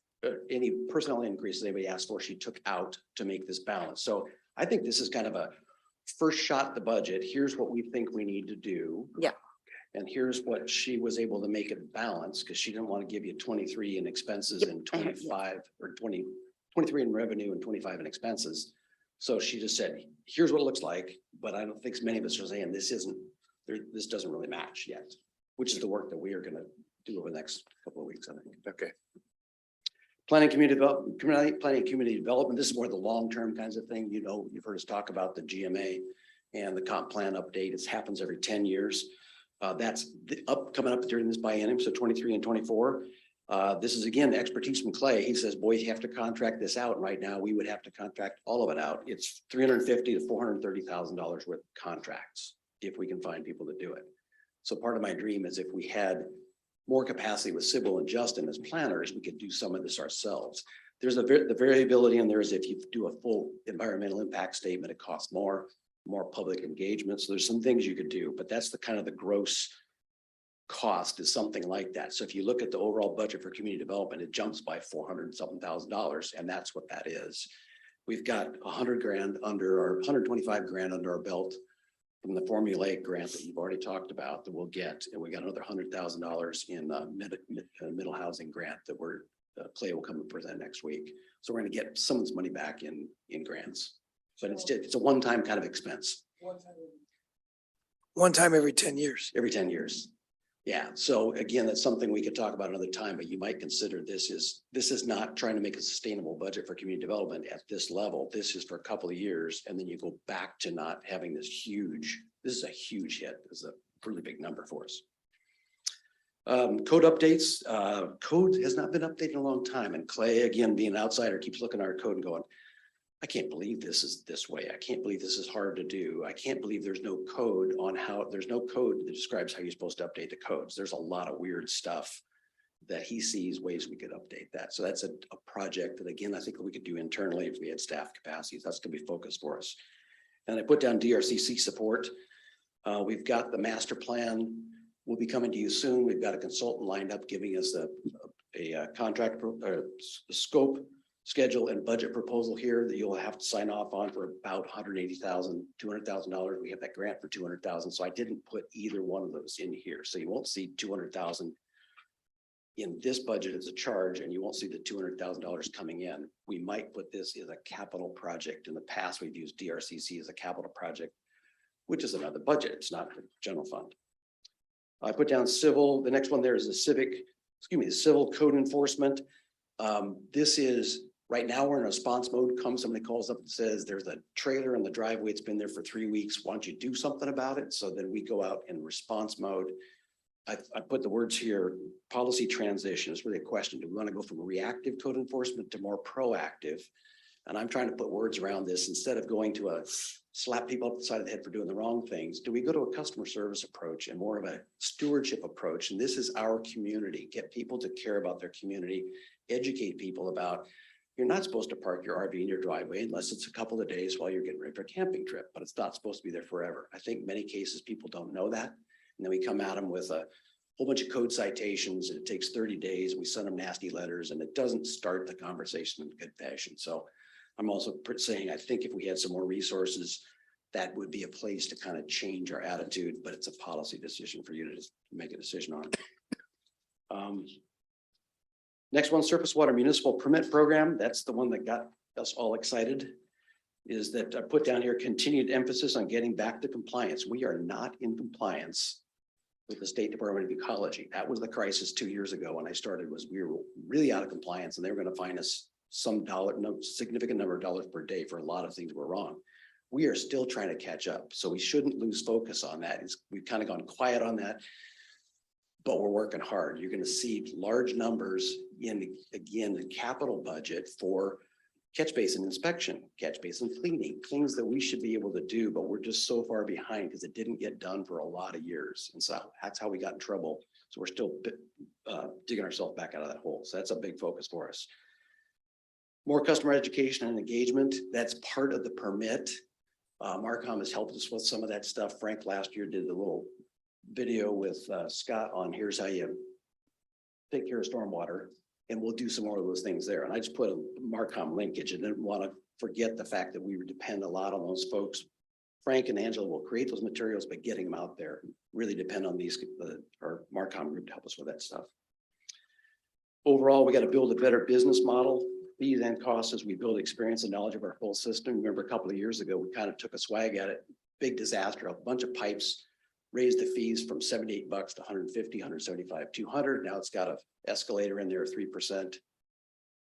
3% every year is built into it.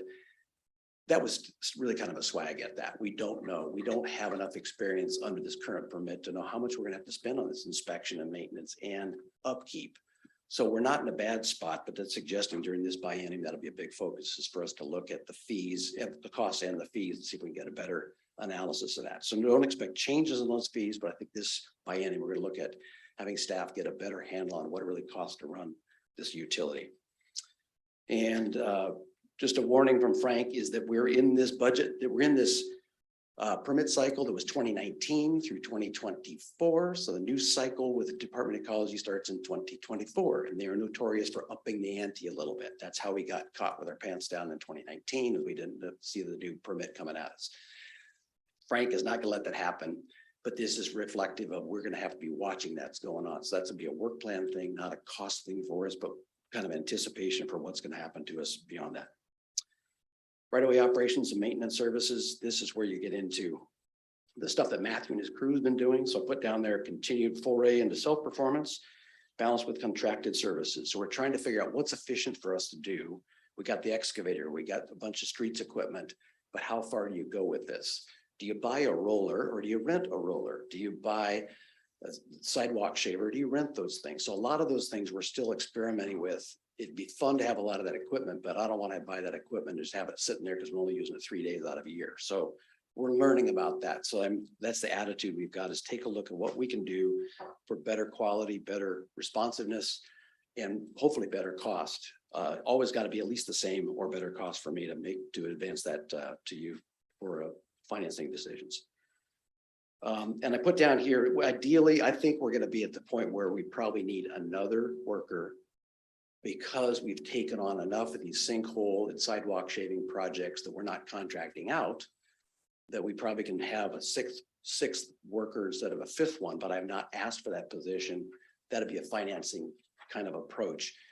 We had, for instance, last year, we had $200,000, last budget, biennium budget, we had $200,000 for street marking. So all those RPMs we did that instead of spending that with a contractor. We had $200,000 for concrete sidewalk shaving. We're doing a lot of that instead of contracting out. So I'd be making the case to management to say, we're going to save $100,000 a year. Let's put that into a salary for another person. So you won't see that. We may ask you to at some point to say, put that authority in to have that person, but it wouldn't be a cost increase to do that. Next one there, surface water, stormwater, utility operations and maintenance services. continue to ramp up, increase self-performance on inspections. I mentioned a minute ago, we're gonna see a big contract, $100-something thousand for inspections. We should be able to do that, but it's just the bulk of it. There's 4,000 of them. And you can do about 5 or 6 an hour if you are in a neighborhood where the traffic isn't whizzing by you. So it's expensive. So that's something we're gonna look at how we can take on more of this over the next biennium. But right now, we're just having to get a bite at that through a contract to do it quickly. Because of the fact that we're out of compliance with the state rules. Self-performed minors, surface water restoration repair projects. So again, with the excavator, the guy's been able to go out and fix a few things, dig out the ditch down on 9th Avenue. It's been a problem for 4 or 5 years. They were able to fix that really quickly by having that equipment. So we'll continue to do some of those things. And then our favorite topic, street sweeping.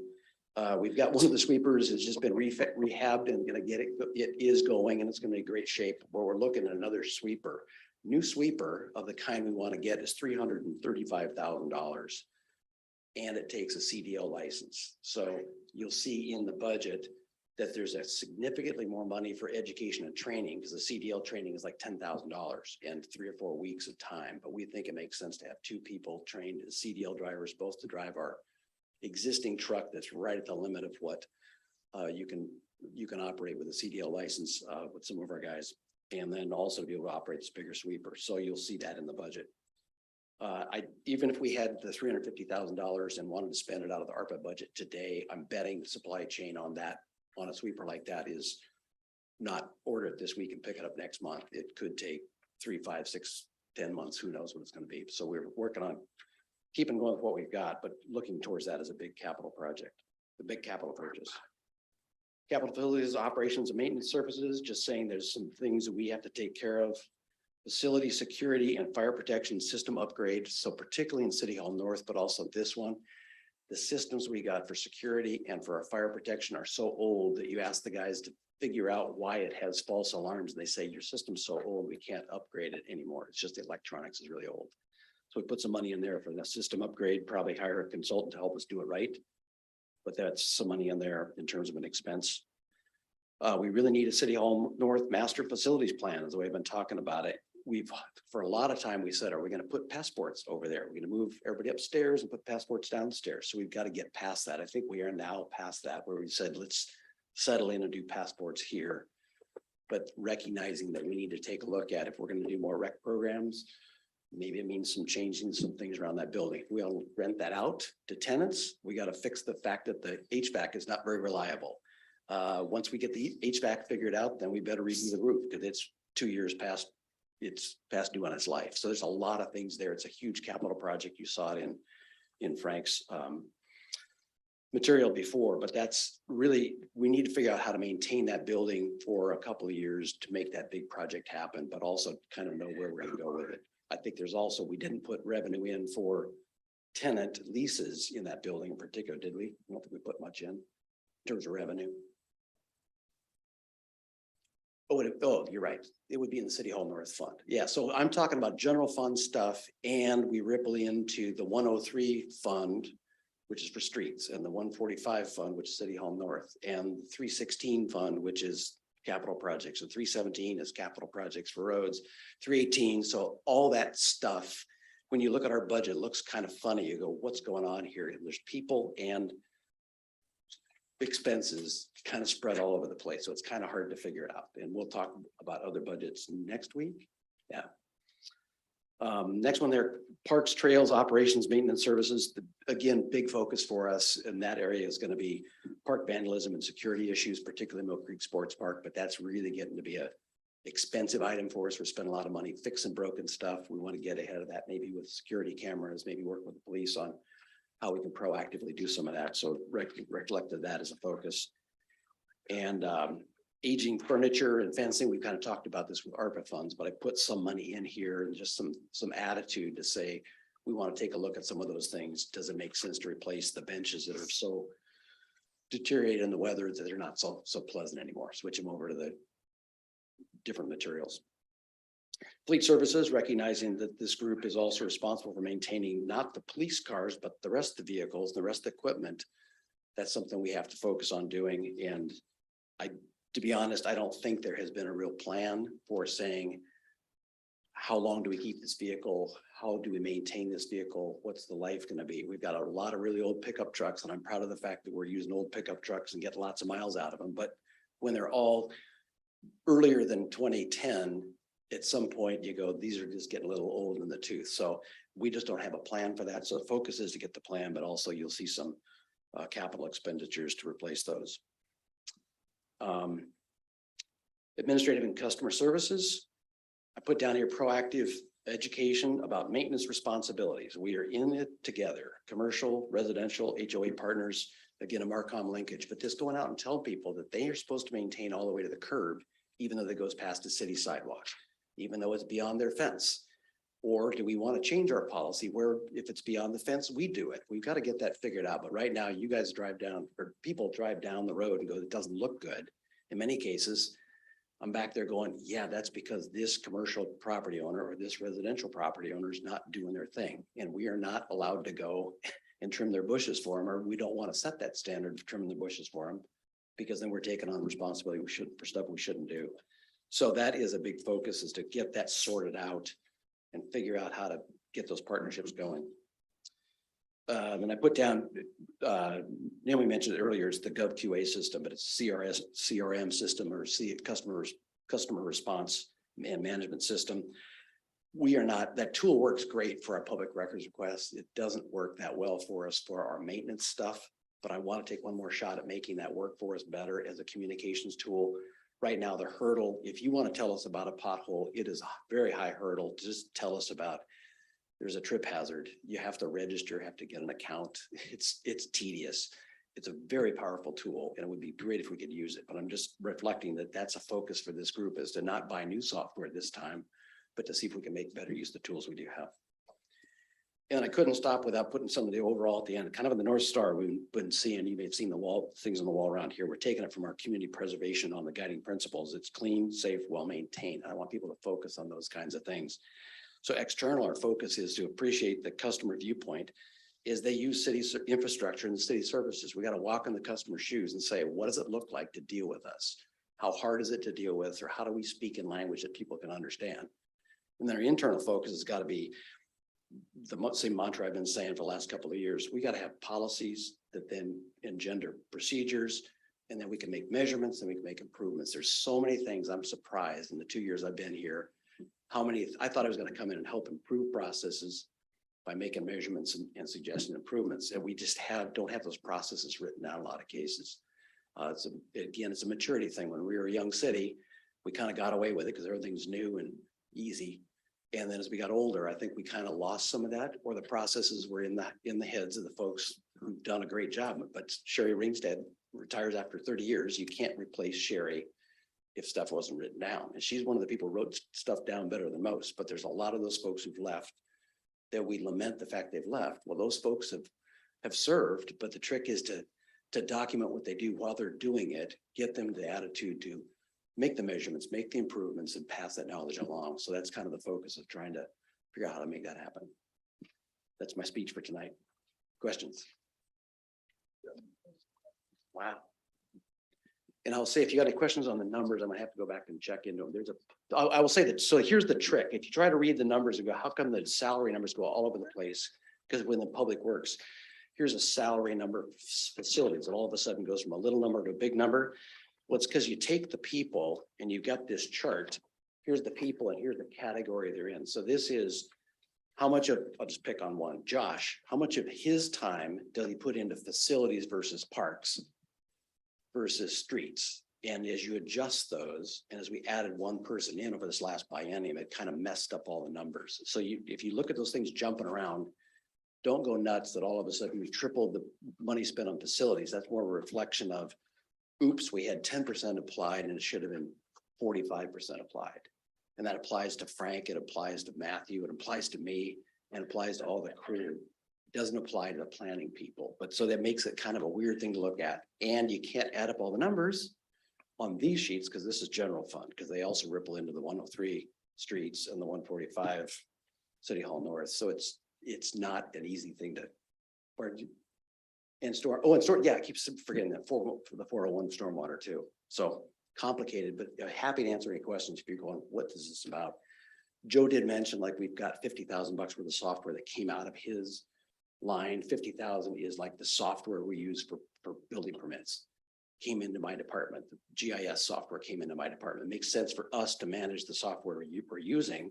Then we will use it efficiently instead of saying, oh, it's free, because it comes out of Joe's budget. So we're trying to manage things better by putting those near the department. So that's 50,000 at least of what Joe had is 100. Maybe the other part was PD had a bunch of stuff too. Yeah, Mike, I had a question for you. Sure. The one that really jumped out at me, just one line. Your professional services line went from 400 to 757. It's about a $350,000 jump. That is the $430,000 for a comp plan. That's the comp plan. That's it. Yeah.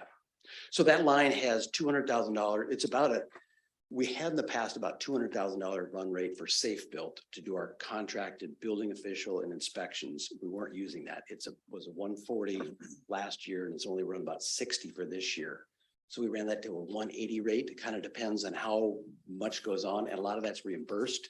That's where it gets a little fuzzy. Some of the numbers also go up on the revenue side, but that's the big part. So 180 for each of the 2 years for Safe Built, and then 430 split between the 2 years is the comp plan. But the numbers don't reflect, but your notes do, that we do have access to a grant for a chunk of that we got notified from the state a couple months ago. That grant will appear somewhere else. So Right. this is Laurel, I got to figure out how we make it show. So- up. Right, well, the point is the 470 number is a gross number. It's about 200, it's about 200 less than that. 430 minus 225, for Correct. instance. Yeah. Correct. So The that'll grant just be appears where? additional revenue, but that will still hit the general fund, so we would have to budget that as the full expense. Understood, but the net effect to our bottom line Where is. do you put the grant fund then? I understand That'll you got hit to, in the general fund. so you put it as a revenue in the general fund, but expense the full amount in his individual That is how the auditors wanted. require. But it makes it kind of hard because then you Yeah. look at miscellaneous income and you guys will ask questions like Yeah. I used to do. Yeah. It's like, what's going on? How come this is jumping around? The answer is, well, that was Right. a grant that went in there. And we'll likely make either a specific line for grants or one for that specific grant. And then have one line for that expense that ties to that, so they can very easily be seen as they. To watch those two, but you'll have to look on the revenue page and the expense page will have the same last 6 digits or something so you can recognize them. And we'll name them the same too. That's part of the problem in the past. We haven't named them the same, but we're gonna be much more careful. That's why Frank is so methodical about his naming, because this has been a nightmare the last couple of years with names that have been rattling around. I just want to thank all of you for the great presentation and the immense amount of work that you put into this. I think you delivered for our initial discussion what we hope to see, which is a balanced budget with a lot of issues for us to discuss in the coming weeks. On the weeds, which we will get into next week, please put your questions in writing to Laurel. If you want to meet with her, if she has time, I'll leave that up to you. But if you can put them in writing, then we can all see them and see what the responses are. I don't know about anyone else. I would be interested in seeing, not necessarily next week, but in the coming weeks. I heard 5 or 6 asks that aren't reflected in here. If we could put numbers to those. So as we have our discussions, we can see, what would the cost of the commander in the police department or an IT staff person. So we can put numbers to that as we have our discussions going forward. We were looking at roughly 3 million for all of the requested positions Okay. over the 2 years. Yeah, if we But I could can just break that break out it down into a individually. list of what the wish items are, so we can at least have those discussions. So I thought it was a very productive first start. We tried to stay up here. We dove down a bit. went Well, some back of up. us, yeah. Next week, we're down into the weeds. Bring your gardening gloves and your knee pads and your spades. We're going down into the weeds. Okay, is that it for the study session tonight? Yep, that's it, Mayor. Do you have any Study session. reports you want to give tonight? I didn't initially, but I do have one, the closing period for applications for the chief of police closed on Monday, the 3rd. So now they're reviewing applications. Great. The recruiters. That's all I have, Mayor. Thank you. Okay. I have a couple items, forget where I was gonna start. I was able to reach out to Executive Summers last Monday. And he is gonna drive his motorcycle and sidecar with our Grand Marshal, Mr. Oh, that's Hoop, great. in Yay. it for our Veterans Day Parade. Yay. So that will be a lot of fun. I don't know if Jody or Scott had anything to do with it, but thank you to whoever coordinated the MEMS victory on Friday for the city's birthday to clinch a playoff spot. I included up on the dais, just for your information, I couldn't remember if we'd circulated. These are the AWC priorities, legislative priorities for the coming year. So I passed it along to our legislative committee to take and run with and consider as they move that forward. The Mayors and Business Leaders Coalition for Public Safety had their kickoff today. I unfortunately was not able to attend because I was on my way back from Portland, but that is officially launched. The Heart Committee is reconvening and we meet on Monday, so I'll report on that on Tuesday. And what was the other thing? I'm sorry I couldn't make the run for the Heart. Congratulations to Councilmember Paddock for him running and participating. And Mr. Harder for winning the race. If you didn't know, Scott is quite the athlete. He also won the Lake Stevens Duathlon, which is run, bike, run, everything but the swim a couple weeks ago. So he's representing the city well. Let me see. I think that's all I had tonight. Mayor Pro Tem, any report? Thank you, Mayor, and thank you, City Manager, because you actually answered one of my questions, because I was wondering where we were on the on hiring the chief. Also, I want to say thank you for all the work on the 5K. I'm so sorry I couldn't be there. I was so sad, but Cora had a soccer game, so I saw as soon as I saw the date that I would be at a soccer game that morning. So I missed all the fun, and all the photos online looked so fun. It looks like everybody had a blast. So it looks like it was a huge success. I do have, I don't have anything to say about things, but I do, because I do have a meeting tomorrow with the Puget Sound Regional Council for Economic Development. I've got a meeting later this week for the Growth Management Policy Board with Puget Sound Regional Council, and we have the Economic Alliance breakfast that Councilmember Duque and I are going to. So I will report back on those next week. And thank you, Mayor, for the legislative priorities. I've already seen them and wrote about them. And that's all I've got tonight. Thanks. Councilmember Steckler. Just want to make one quick announcement about, don't know if everybody's aware of it, maybe some people are, but on October 22nd from 11 to 2, I believe this will be the 6th year that the city of Mill Creek will be teaming up with the Kiwanis Club of Mill Creek. And this year, they'll be also joined with the Mill Creek Chamber of Commerce to provide the community document shredding event, which they've been doing for, I say, 6 years straight. This event has gone all the way through COVID, including the year of 2020, when due to state regs, we only could have 5 people at the event unloading documents and shredding documents, but we kept the event going. That has provided literally tons of documents being shredded for our community free of charge. They do take donations for the Kiwanis Club for their scholarship program, but it's an event that has grown and grown and grown. And by doing it every year at the exact same time, it has spread throughout the community into neighboring communities. It's a really wonderful event, and I think it's just important to start spreading the word now that that the city's document shredding event is once again becoming an event on October 22nd. And this is also in conjunction with the Kiwanis One Day event, when Kiwanis clubs around the world provide a day of service to their cities that they all are involved in. So just a nice community event of community coming together to enhance their community. And it's a great partnership with the city. So I'm very, very excited to talk about it and promote it, and want to take this opportunity. Thank you. Councilmember Cavalieri. Thanks, Mayor. Real quick, I know it's late, so I'll just kind of quickly broad stroke it. I received over the past 4 to 5 weeks, numerous complaints from citizens regarding excess shopping carts on the trailheads, along 35th, along 132nd.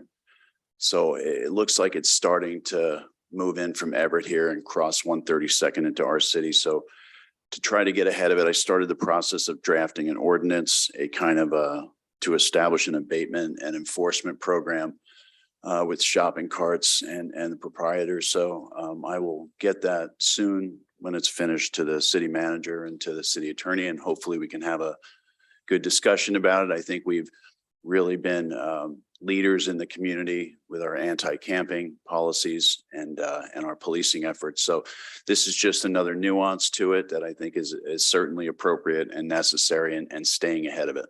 Thank you. Councilmember Duque. Yes, it's very crazy that Councilmember Steckler said that, because that's actually one of the notes I had, was the same thing, especially along Seattle Hill Road, 35th, and then just recently on Bothell Everett Highway, additional graffiti that's marked. My go-to has always been, I just report it. And then there's been a couple times I was looking back in July, I had sent a message to our city manager about what were things that we could do as a city council in terms of an ordinance or things like that for to tackle graffiti. So I'm going to follow up with Councilmember Steckler about that, but I wanted to flag that for everyone. I also wanted to say a big thank you to Chief White. There's an issue that we heard about a while back from some of my neighbors in terms of a broken fence, items left in that area. And I just want to say that I appreciate his and the city's staff's continued support in trying to figure out what to do about that. I hear about it on a daily basis because I share the bus stop with all those that are concerned. So I just want to say thank you for, on top of everything else you do, having to keep track of this. Also, tomorrow's Coffee with a Cop at Bequest. Thank you. So just as a reminder, those are my three things that I know I'm doing, because Stephanie already mentioned the Thursday Economic Alliance. Councilmember Paddock. Thank you again for those presentations, the budget numbers and everything. That was super thorough and very, very useful. Another call out for the Run for the Heart 5K. Over 100 people showed up. Kids had a great fun run. They ran faster than many of the adults, self-included, I think, actually. Jody, Scott, team, that was really a fantastic event.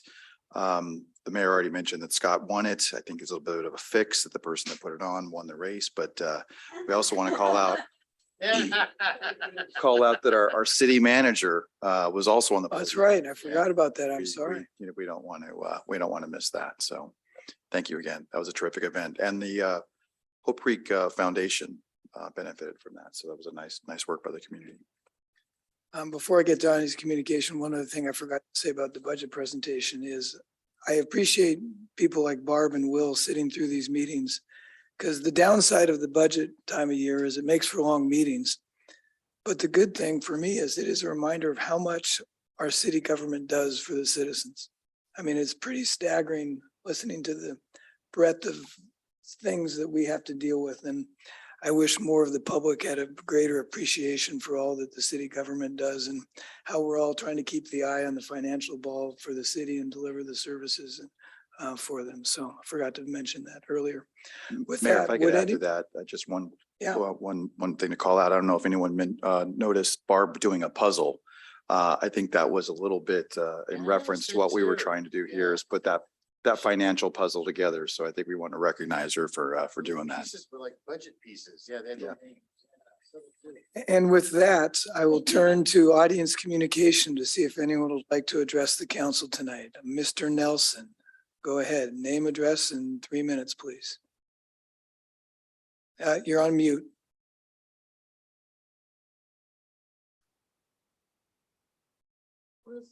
Still muted. There we go. Will Nelson, 14925 29th Drive, Southeast Mill Creek. Since the subject of pickleball was brought up again tonight, I feel obligated to say that this is the most loudest, obnoxious sport or so-called sport that I have ever seen or heard. My neighbor has a small sport court in his backyard, and him and his wife were playing that game. And anyway, I had to go elsewhere for peace and quiet. So I would appreciate it if the city could consider not doing anything more with pickleball, at least in my regards. Thank you. Thank you, Will. Barb, name and address, 3 minutes. Come on. Okay, Barb Heidel, 1401 144th Place, Southeast Mill Creek. Just for the record, yes, I was finishing a puzzle before I leave Maine tomorrow morning. So it's 3 hours later here for me. It's like after midnight that I'm watching this. I think it's very important for citizens to find out about our city and have an active voice and a concern for what's happening. So I love doing it, and yeah, it's late for me. Thank you. Thank you, Barb. Safe travels. Thank you. And we do not have an executive session tonight, so if there's no objection, I will adjourn the meeting. We'll see everyone Mayor, next can I- week. Oh. We add a few more things. Oh, geez. Yeah, please. I just have two more. I just want to remind council and staff that the consular outreach event is in 2 days on the 6th. So I can be there. Do I need to RSVP to someone other than? yeah, our city clerk. Yes, Okay. please. Thank you. I think she's on the call still. Yeah, the second is I am part of the leadership Snohomish County leadership program this year. I don't know if you're all familiar with it. We did start about a week ago, and it involves kind of the Myers-Briggs types of learning about individuals, as well as a project that goes along with the actual program. So it was introduced to me by Kathy Coffey, who did our State of the City address, and so happy to be part of the program. It'll last through May. It won't take up a lot of my time. So just looking forward to the program. And then next, I'm going to pass off. There are a few next steps regarding the budget presentations that our deputy city manager wanted to finish off with that we left off. So I got a little too excited about the end of this budget study session. On the 11th, I just wanted to go over dates. So on October 11th, we'll have our next budget workshop. On the 25th, we'll do the preliminary budget review and the public hearing for revenue sources. And then on 11/1, we'll go over the proposed budget review and the property tax ordinance. And then on 8th, we will cover the final budget review, have the budget hearing on the final budget, and then potentially adopt the budget I'm sorry, what was that date? on November 8th. 8th. Yes. It is.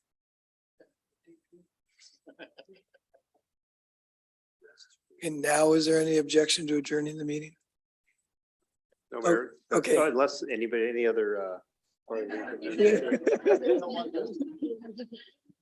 No, Mayor, we're done. Thank you. And with that, we'll be adjourned. We'll see everyone next week.